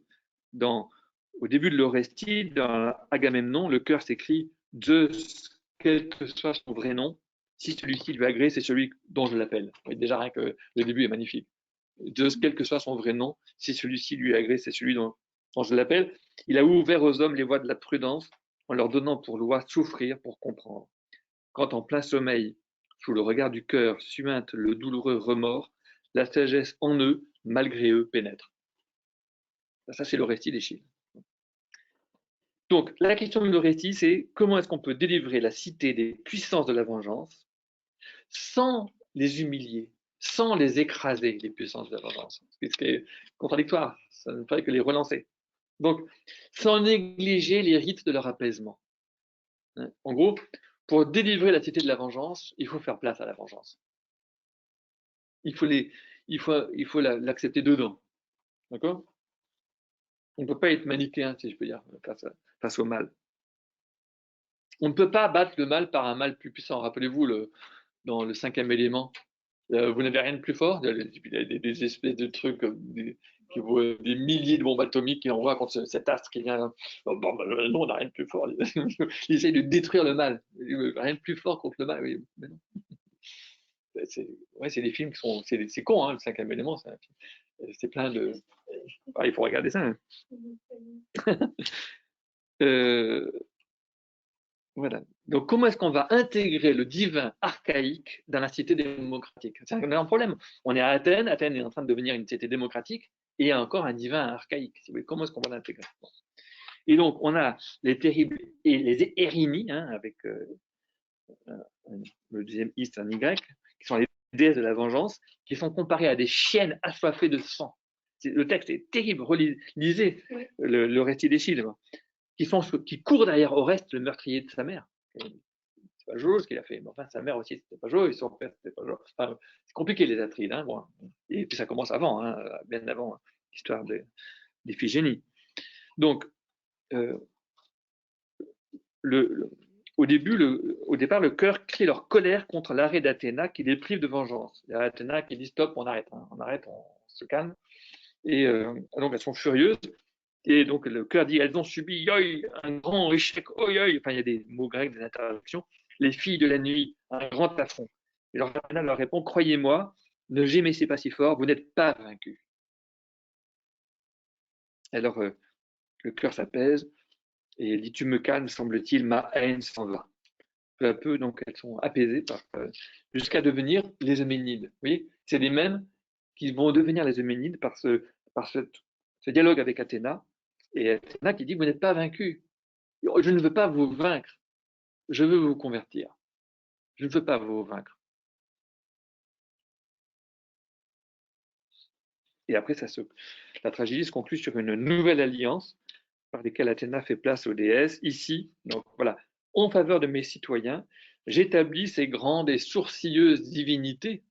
Il rétablit à l'intérieur de la cité démocratique, du culte démocratique, ces grandes et sourcilleuses divinités auxquelles appartient de tout régir chez les hommes. En retour, le cœur des Euménides demande, donc ça c'est ça le pacte, l'alliance, que les dégâts, donc du coup, leur réponse, elles sont devenues des Euménides, que le dégât ne souffle pas sur les arbres, qu'une brûlure des bourgeons n'atteigne pas ce pays, que ne s'aiguise pas le mal d'une triste infertilité. Donnez aux charmantes vierges un mari avec qui vivre, vous qui régissez les humains, parc, fille de notre mère, déesse des justes partages. Et donc, on voit très bien cette figure, c'est des figures féminines. Alors, ces figures féminines, elles sont très importantes dans la tragédie grecque. Hein. On va dire, les figures politiques du masculin, de la guerre, du politique, etc., sont, je dirais, bordées dans la tragédie par des figures féminines, qui sont des figures de veuves ou d'orphelines, Antigone, etc., vous voyez, qui se tiennent au bord de la cité et qui rappellent, je dirais, la condition humaine, la condition élémentaire. Ça, c'est un magnifique texte de Nicole Laureau, intitulé La voix endeuillée, qui parle de cette place de ces figures féminines, Antigone, Electre, etc., qui rappellent la vulnérabilité humaine, le fait qu'on va tous mourir, le fait que les hommes ils sont dans la guerre ou dans les affrontements. Alors maintenant, on touche la limite de ça, et je vais terminer là-dessus, avec l'Antigone de Sophocle, parce que dans l'Antigone de Sophocle, qui est la plus connue, hein, celle qui a été reprise par tout le monde, eh bien, ça ne marche plus. On n'a plus, d'un côté, les divinités chtoniennes de la vengeance. Chtonienne, vous savez ce que ça veut dire chtonienne, qui viennent du sol, qui viennent du sous-sol, je dirais infernal. Chtonien, ça veut dire infernal, d'accord, qui ont affaire à la puissance des morts, de la mort, hein, qui est sous la terre, d'accord. Ça, c'est chtonien. Les serpents sont des figures chtoniennes. Et ils sortent du sol. Tout ce qui sort du sol est chtonien. Vous écrivez ça comment? Théo, chtonien. Non, c'est pas la même origine que texte. Non, chtonien, c'est bon, je sais pas le dictionnaire grec en tête. Il y a plein de dictionnaires grecs, là, on pourrait chercher. Mais... Donc, les puissances de la terre et des morts. Les puissances chtoniennes, c'est aussi les discours de Maurras avant la Première Guerre mondiale, sur notre terre, notre sol, nos morts qui sont là. Il faut défendre notre terre parce que c'est là que sont nos morts. Vous voyez, bon, ça c'est chtonien, si vous voulez. Ça, c'est vraiment on va déchaîner les puissances chtoniennes, les puissances de défense du sol et des morts, etc. Vous voyez, bon. Et face à ça, vous avez les divinités paisibles de la cité, Dike, Athéna, etc. Bon. Eh bien, Antigone est une figure chtonienne, déjà. Parce que elle gratte avec ses ongles pour ressortir son frère pour l'enterrer, enfin oui, pour faire les rites d'apaisement, mais ça a à voir avec cette puissance chtonienne Et en face, Créon, c'est une cité meurtrière qui refuse la sépulture du mort. Donc, vous voyez, c'est pas une cité apaisée. Il n'y a pas d'un côté le chtonien terrible et de deux côtés, il y a une Antigone qui est juste, qui veut enterrer, mais qui elle-même représente justement ce culte archaïque, qui est le culte des morts, qui est pour elle plus grand que le culte de la cité. Vous voyez, c'est ça le tragique. Et puis ceux qui sont du côté du culte de la cité, ils refusent d'enterrer les morts. Donc ils refusent de faire place aux puissances chtoniennes, si je peux dire, et d'apaiser, de pratiquer les rituels de l'apaisement des puissances chtoniennes. Donc vous voyez, là, on est dans un conflit, une réouverture du conflit à un niveau plus grave. Donc Ricoeur commente, la cité n'est plus le lieu de la réconciliation, elle est la cité close qui rejette Antigone dans le défi. C'est pour ça que chez Sophocle, le tragique est plus grave que chez Échille, parce qu'en fait, il n'y a pas de solution. La seule solution, c'est le temps. Avec le temps, Oedipe s'apaise. Il use son remords, ou il use sa colère. La durée finit par user la colère. Donc c'est plutôt une délivrance dans le tragique, un apaisement du tragique simplement.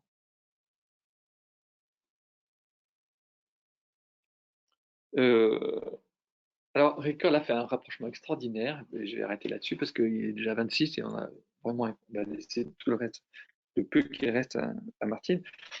Il dit la phrase « Laissez les morts enterrer les morts » a ruiné le tragique d'Antigone. Vous voyez comment Ricoeur est capable de rapprocher des choses, mais j'aurais jamais pensé à faire ce rapprochement. Quand Jésus dit « Laissez les morts enterrer les morts », il est anti-Antigone, si je peux dire. Bien sûr, c'est une phrase incroyable. faut imaginer quand même. Il faut imaginer ce que c'est. Redites là ce que Ricard dit. La phrase « Laissez les morts enterrer les morts » a ruiné le tragique d'Antigone. Ah, oui. Donc, il ne s'agit plus d'être délivré. Il ne s'agit plus de trouver la délivrance dans le tragique par la sagesse. Il s'agit de sortir du tragique complètement. Je ne sais pas, j'en sais rien. Il l'a laissé comme ça. J'ai découvert cette phrase tardivement, trop tard. Il était mort. Je ne peux plus l'interroger là-dessus. Ni vous. Mais c'est intéressant. C'est intéressant. On peut imaginer une petite pièce de théâtre, Antigone face à Jésus. Ça serait Voilà, je vous laisse imaginer. Peut-être qu'il faut comprendre la phrase de Jésus autrement. C'est ce que j'ai proposé comme question à Céline, par exemple, qui me dit « Oui, non, mais c'est pas comme ça. » C'est pas ça que ça veut dire. Mais enfin, il n'empêche quand même. Bien, bien. On fait juste 3 minutes de pause. Une demi-heure, ça vous suffira, Martine, vous pensez? Oui. Oui. Donc, il est 27, on fait pile 3 minutes de pause, d'accord?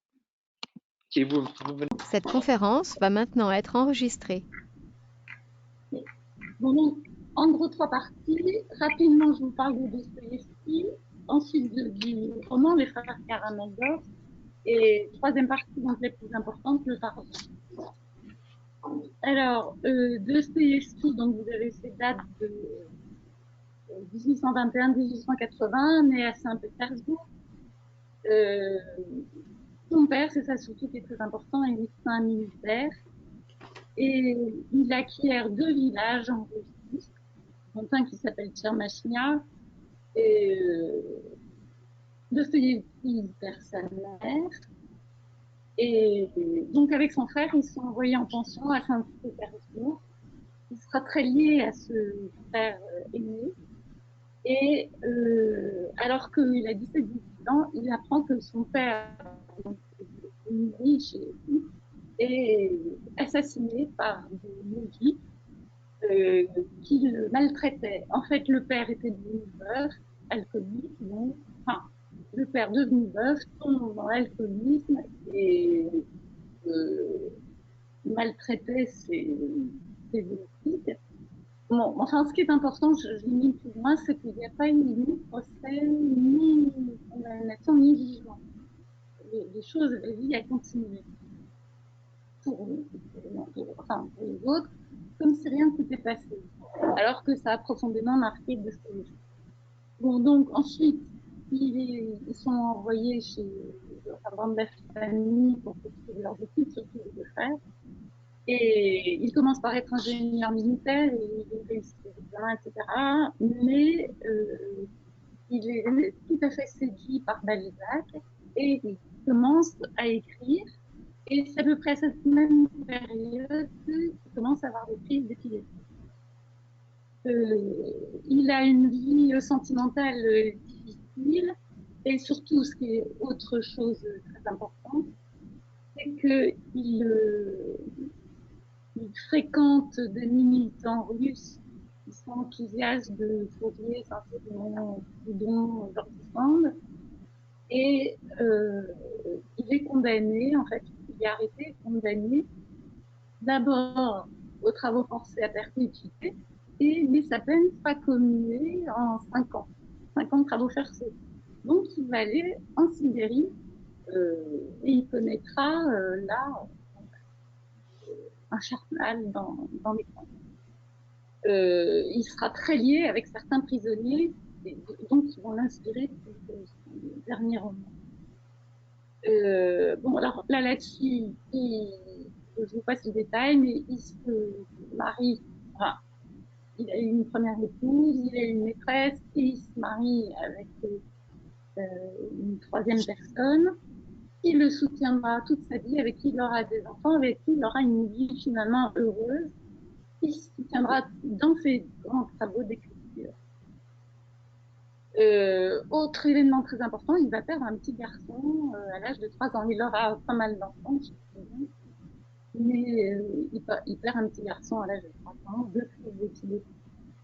Et les frères, donc il écrit pas mal de romans, et les frères Karamazov, c'est son dernier roman, il mourra donc à 60-65 ans, en pleine gloire littéraire, juste un an après avoir écrit les frères Karamazov. Alors, les frères Karamazov, c'est une histoire compliquée. J'ai lu ça et je voulais remercier Olivier parce que du coup, de le relire là, j'ai redécouvert complètement certaines choses sur lesquelles je n'ai pas vraiment compris, je me mélangeais, enfin bon. Donc c'est pas évident, c'est quand même ça change. Donc, vous venez au tableau les personnages principaux sont Tudor Militaire, Tudor Karamazov, un personnage infernal. Je vous ai mis donc dès les premières lignes du roman, il est décrit, je vous ai mis en rouge dans mon document les citations, les passages de Fyodor et ces individus corrompus en même temps qu'il naît.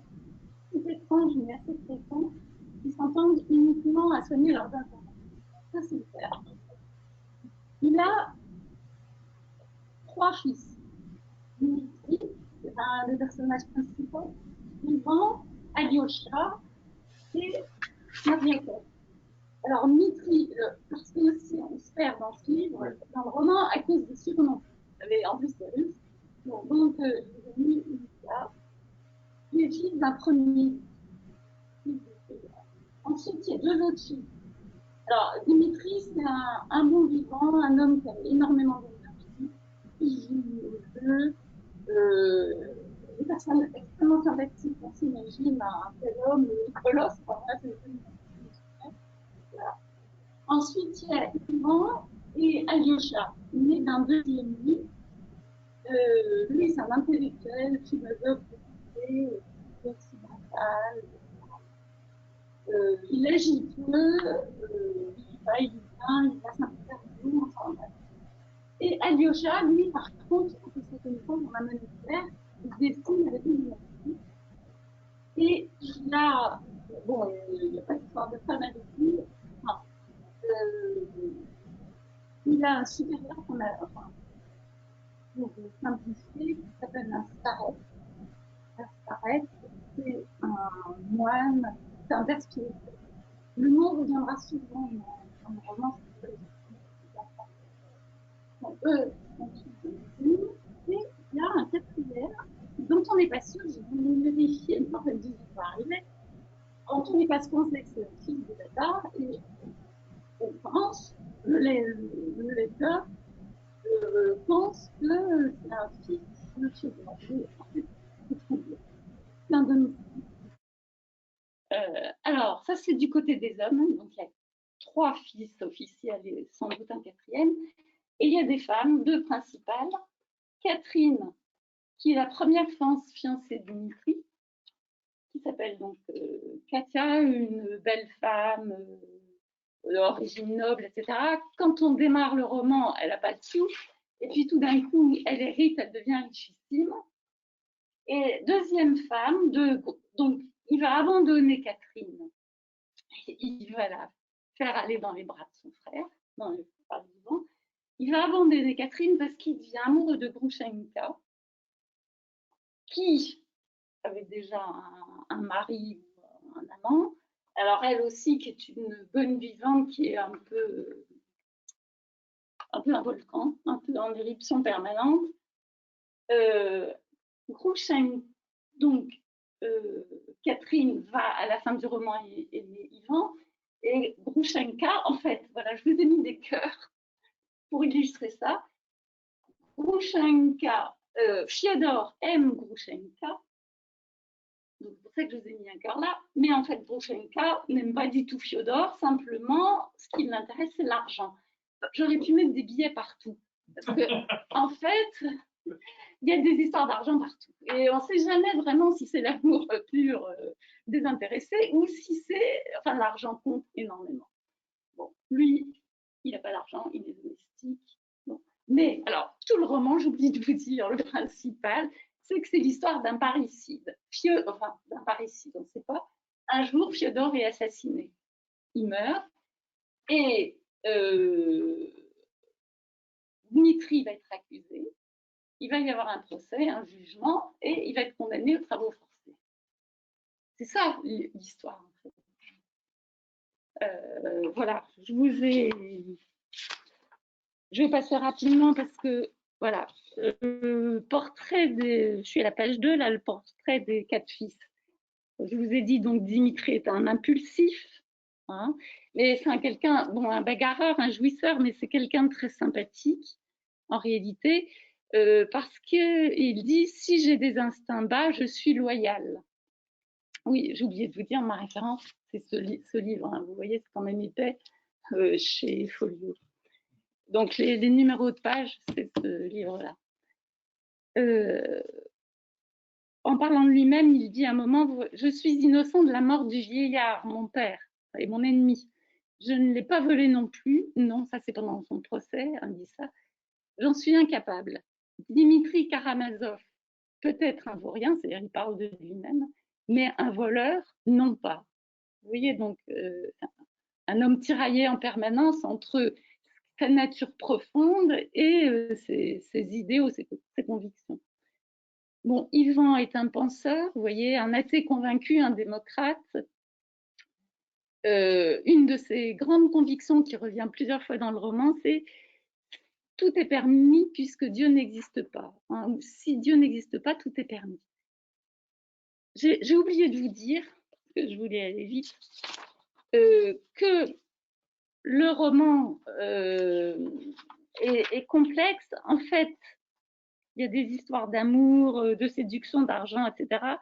Mais il y a tout l'arrière-fond social, c'est ça aussi qui est super, l'arrière-fond social de la Russie, donc avant la Révolution, hein, sous les tsars, Alexandre II, je suppose, et l'ouvrage donc donne lieu à de nombreuses discussions, à des dialogues intérieurs, à des échanges parfois véhéments autour de différents thèmes, donc la responsabilité du père, la justice, la croyance en Dieu, l'athéisme, la franc-maçonnerie, etc.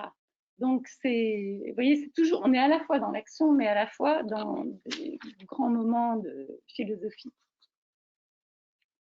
Alors, le troisième fils, donc c'est une âme pure, sensible. Vous voyez, il se destinait à la vie monastique et en fait, son starets lui dit, assez rapidement dans le livre, tu vas retourner dans le monde.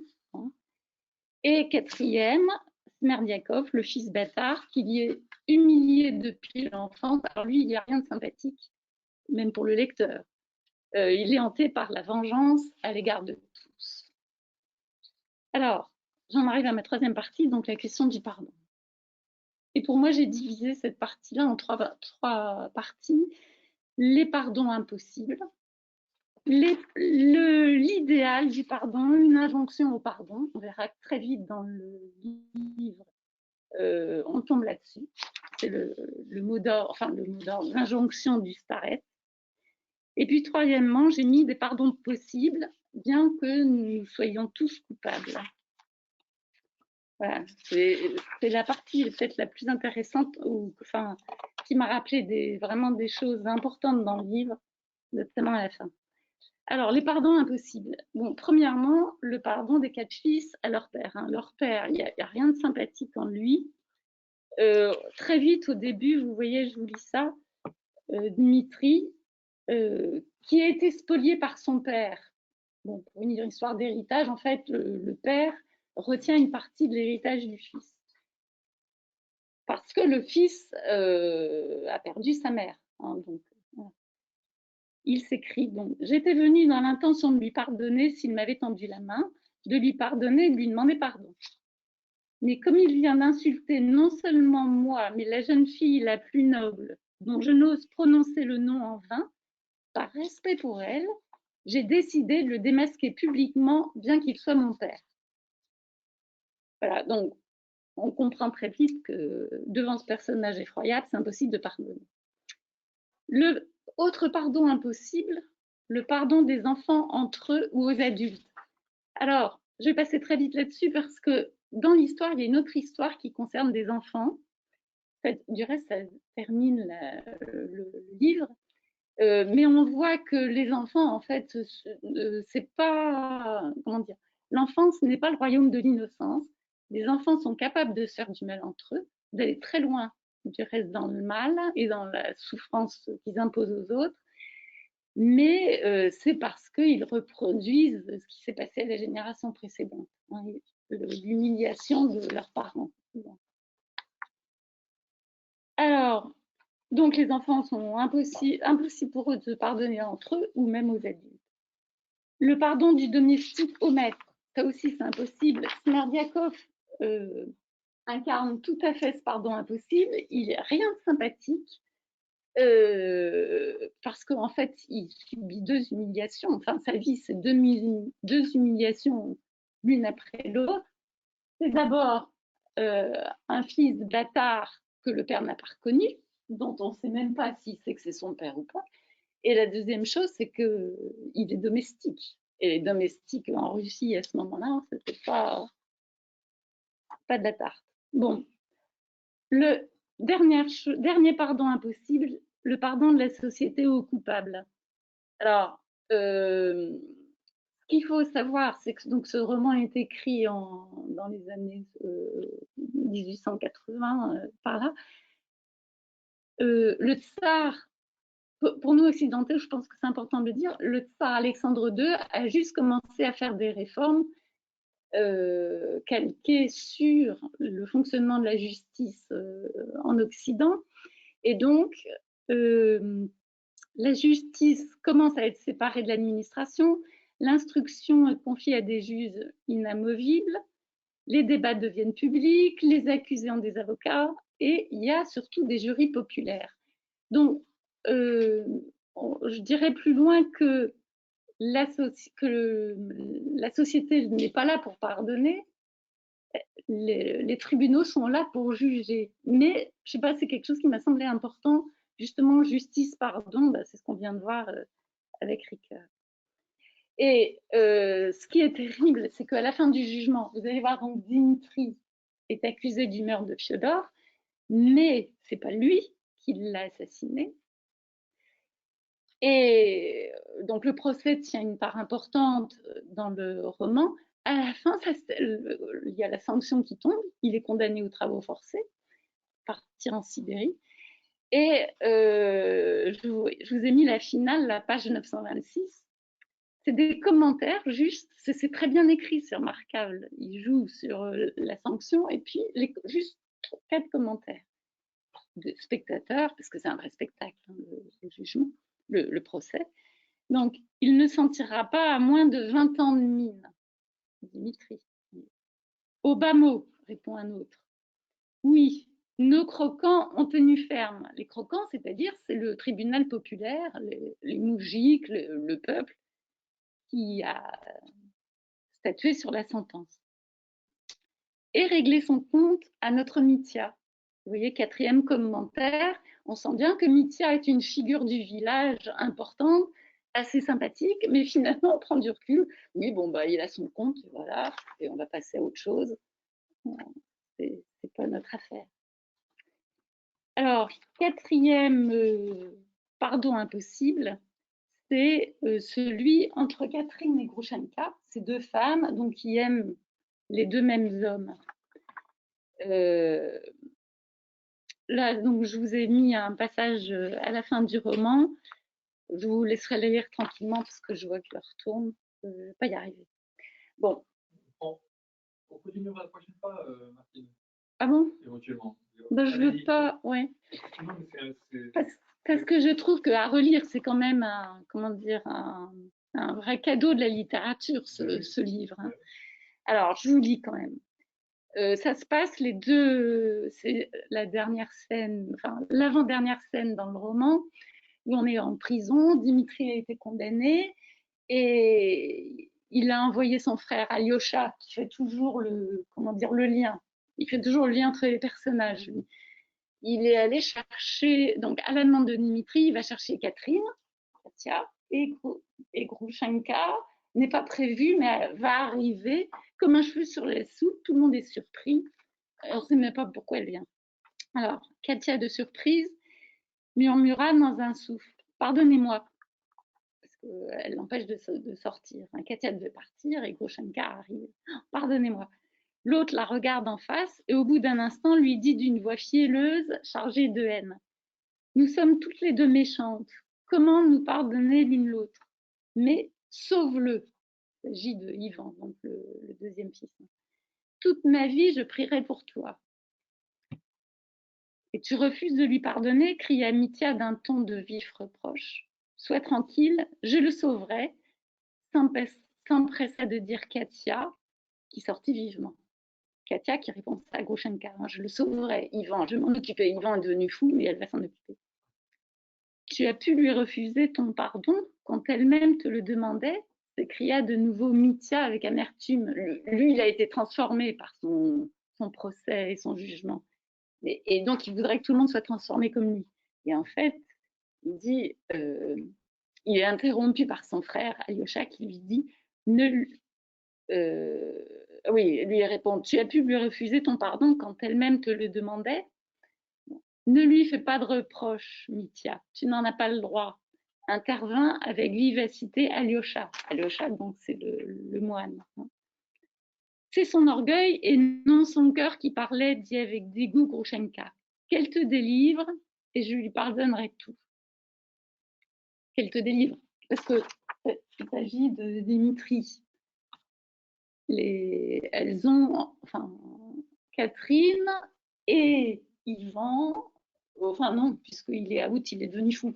Mais Dimitri, on envisage, on sait qu'au moins Catherine et d'autres, aidée par d'autres, va faire échapper Dimitri aux travaux forcés, enfin, va le faire s'évader pendant le voyage vers la Sibérie. Mais on ne sait absolument pas comment ça va se passer, hein. Le livre se termine là-dessus. Bon, alors, Katia explique plus loin. Non, il m'est impossible de m'humilier devant cette femme. J'ai voulu boire le calice jusqu'à la lie, c'est pourquoi je lui ai demandé pardon. Elle a refusé. Je l'aime pour ça.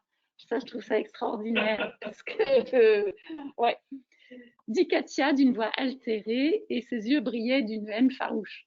Je trouve ça extraordinaire. Moi. Bon. Alors, ça, c'est les pardons impossibles. Mais, deuxièmement, il y a quand même il y a une injonction. Je n'ai pas voulu dire il y a un pardon possible. Non. Il y a le Starets qui raconte, en fait, qui est la référence spirituelle de tout le roman, qui raconte comment il a perdu son frère, son petit frère, à 17 ans. Et il y a tout un dialogue entre la mère et son petit frère qui montre que le jeune frère a été complètement transformé à l'âge de 17 ans. En effet, donc il ne voulait pas faire carême, ce jeune frère. Il disait que Dieu, c'était des absurdités, Dieu n'existe pas. Bon. Et en fait, il tombe malade tout d'un coup. Et aux visites, il est complètement transformé, il commence à aller à l'église, etc. Et surtout, il s'accuse de tous les maux. Vous voyez, aux visiteurs qui sentent que sa fin est proche, il dit « Si Dieu me faisait grâce et me laissait la vie, je vous servirais moi-même, car tous doivent se servir les uns les autres. » Et sa mère lui répond « Mais mon chéri, c'est la maladie qui te fait parler ainsi. » Et il répond « Mère adorée, il y a des maîtres et des serviteurs, mais je veux servir les miens comme ils me servent. » Tous les gens qui sont là. Hein. Je te dirai encore, mère, que chacun de nous est coupable devant tous, et pour tout, et moi plus que les autres. Alors sa mère l'interroge, enfin comment tu peux dire ça, t'as pas fait de mal à personne, etc. Et lui répond, sache qu'en vérité, chacun est coupable devant tous et pour tout. Je ne sais comment te l'expliquer, mais je sens que c'est ainsi. Cela me tourmente. Comment pouvions-nous vivre sans savoir cela? Ça aussi, j'ai trouvé que c'était extraordinaire, parce qu'en fait, il n'a aucune preuve, mais il dit « je le sens ». Ça, je trouve que c'est très fort. Parce que... On peut dire que pour Lévinas, cette phrase, elle est ah oui transformatrice. Ah oui, moi, je ne savais pas, mais je trouve que c'est vrai. Mais parfois, il ne suffit pas de sentir, il ne fait pas transformer la vie. Hein, non plus. Enfin, bon, c'est une réflexion personnelle. Alors, bon, et après... ça, j'allais dire, c'est un petit appendice. Vous voyez, il poursuit, oiseau du bon Dieu, joyeux oiseau, pardonnez-moi. Ça va jusqu'à demander pardon aux fleurs, aux animaux, du mal éventuellement qu'on leur aurait fait. Bon, alors, Ça, vous voyez, c'est l'idéal du roman. Mais ce qui est assez fort, c'est que les pardons possibles, il y a des pardons possibles, bien que nous soyons tous coupables. Et ça, j'ai essayé d'énumérer, mais là, maintenant, je vais pas vous le faire, toutes les scènes où il y a effectivement des pardons qui sont échangés. À l'origine des choses, je ne sais plus ce que j'ai mis, où est-ce que je l'ai écrit dans mon texte. À l'origine, c'est en fait des... Il y a que des humiliations. Il n'y a pas réellement de conflit. Oui, je vous l'ai mis page précédente. C'est ça aussi que je trouve extraordinaire. C'est que les gens ne sont pas réellement en conflit. C'est surtout des humiliations qui existent entre les différents personnages. Alors, la première humiliation, c'est celle entre Catherine et Dmitri. Je vous laisserai le lire parce que c'est complexe et compliqué. Voilà. Mais je voudrais en venir surtout à la dernière scène, parce que là, je trouve que ça vaut le coup d'être lu. Page 935. Je vais vous le lire. Donc, vous avez compris, hein, je récapitule. On est dans la prison. Dmitri a été condamné aux travaux forcés. Il a demandé à son frère Alyosha, non, Ivan et Amit, il est devenu fou. Dmitri a demandé à Alyosha de voir Catherine une dernière fois, parce que Groushenka, qui finalement est devenu, qui au départ était que sa maîtresse, finalement, il est vraiment tombé amoureux de Groushenka. Et Dmitri a demandé à Catherine de tomber amoureuse d'Ivan, et puis, effectivement, ça marche. Le problème, c'est que Ivan est devenu fou. Bon. Mais donc Catherine, qui était la jeune femme noble, etc., dans tous les sens du mot, un titre, de l'argent et noblesse de cœur. Alors que Groushenka, on a l'impression que c'est plutôt une prostituée. Bon, bref. Dmitri demande à Catherine de venir et au départ, elle refuse. Bon, finalement, il l'attend et tout, elle vient. À ce moment, Katia parut sur le seuil. Elle s'arrêta un instant et regarda Mitya d'un air égaré. Celui-ci se leva vivement, pâle d'effroi, mais aussitôt un sourire timide, suppliant, se dessina sur ses lèvres et tout à coup, d'un mouvement irrésistible, il tendit le bras à Katia qui s'élança. Elle lui saisit les mains, le fit asseoir sur le lit de la prison, s'assit elle-même sans lâcher ses mains qu'elle serrait convulsivement. À plusieurs reprises, tous deux voulurent parler, mais se retinrent, se regardant en silence avec un sourire étrange, comme rivés l'un à l'autre. 2 minutes se passèrent ainsi. « As-tu pardonné » murmura enfin Mitya, et aussitôt, donc as-tu pardonné à moi ? Et aussitôt, se tournant radieux vers Alyosha, il lui cria « Tu entends ce que je demande ? Tu entends ?» Oui, il n'en revient même pas lui-même qui parle de pardon. « Je t'aime parce que ton cœur est généreux, » dit Katia. « Tu n'as pas besoin de mon pardon, pas plus que je n'ai besoin du tien. Que tu me pardonnes ou non, le souvenir de chacun de nous restera comme une plaie dans l'âme de l'autre. Cela doit être. » La respiration lui manqua. « Pourquoi suis-je venue ?» poursuivit-elle fébrilement. « Pour embrasser tes pieds, te serrer les mains jusqu'à la douleur. Tu te rappelles comme à Moscou, pour te dire encore que tu es mon Dieu, ma joie. » Bon, excusez-moi, moi je relis ça, je trouve ça fou. Te dire que je t'aime follement, j'ai mis tel dans un sanglot. Bon, elle applique ses lèvres avides sur la main de Mitya, cela ruisselait. Alyosha restait silencieux et déconcerté. Il ne s'attendait pas à cette scène. « L'amour s'est évanoui, Mitya, reprit-elle. Le passé est douloureux en chair. Sache-le pour toujours. Maintenant, pour un instant, supposons vrai ce qui aurait pu être, murmura-t-elle avec un sourire crispé, en le fixant de nouveau avec joie. À présent, nous aimons chacun de notre côté. Pourtant, je t'aimerai toujours, et toi de même. Le savais-tu ? Tu entends, aime-moi toute ta vie. Ouais. 940 et 941. Oui. Oui, vous l'avez sur le truc. Page 940 et 941. Ah, pardon. Page 5. Oui, oui, parce que au départ, je voulais vous mettre qu'un extrait, mais je trouve que c'est tellement fort que je vous lis en entier. Il n'y a pas d'autre endroit. Non, non. Oui, ouais. Attendez, où est-ce que c'est mis? Je ne me rappelle plus. Oui. Oui, tu entends, aime-moi toute ta vie, soupira-t-elle d'une voix tremblante qui menaçait presque. Alors, oui, je t'aimerais, etc. Bon, et alors, il y a encore une phrase que je ne vous lis pas. C'est ainsi qu'il se tenait des propos presque absurdes et exaltés, mensongers peut-être, mais ils étaient sincères et avaient en eux une confiance absolue. Ça aussi, je trouve ça très fort.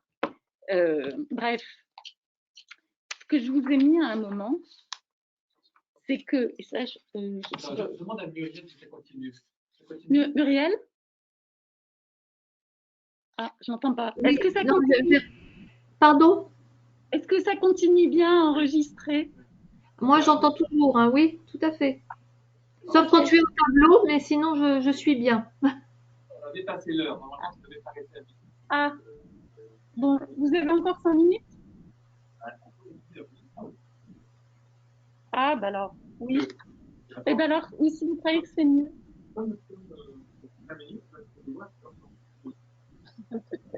Non, pas compte. Bon, bah, on continue. Oui, qu'est-ce que vous préférez?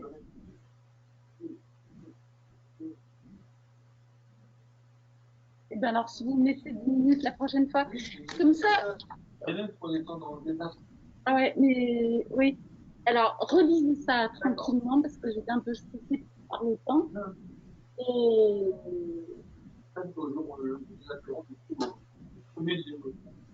Ah, mais c'est très bien, c'est très bien. Mais ça, on se rend compte, c'est vraiment de la grande littérature. Hein.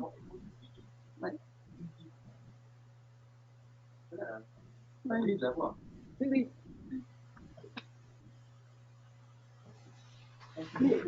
Et surtout, je vous encourage à lire ce livre. Je voudrais pas. Merci. Hein. Je vous laisse. On continue la prochaine fois. On va prendre encore 1 heure sur ce sujet avec aussi Bonhoeffer et Tolstoï. Merci Muriel. Merci à vous et puis à la semaine prochaine alors. À la semaine prochaine. Merci. Au revoir. Au revoir.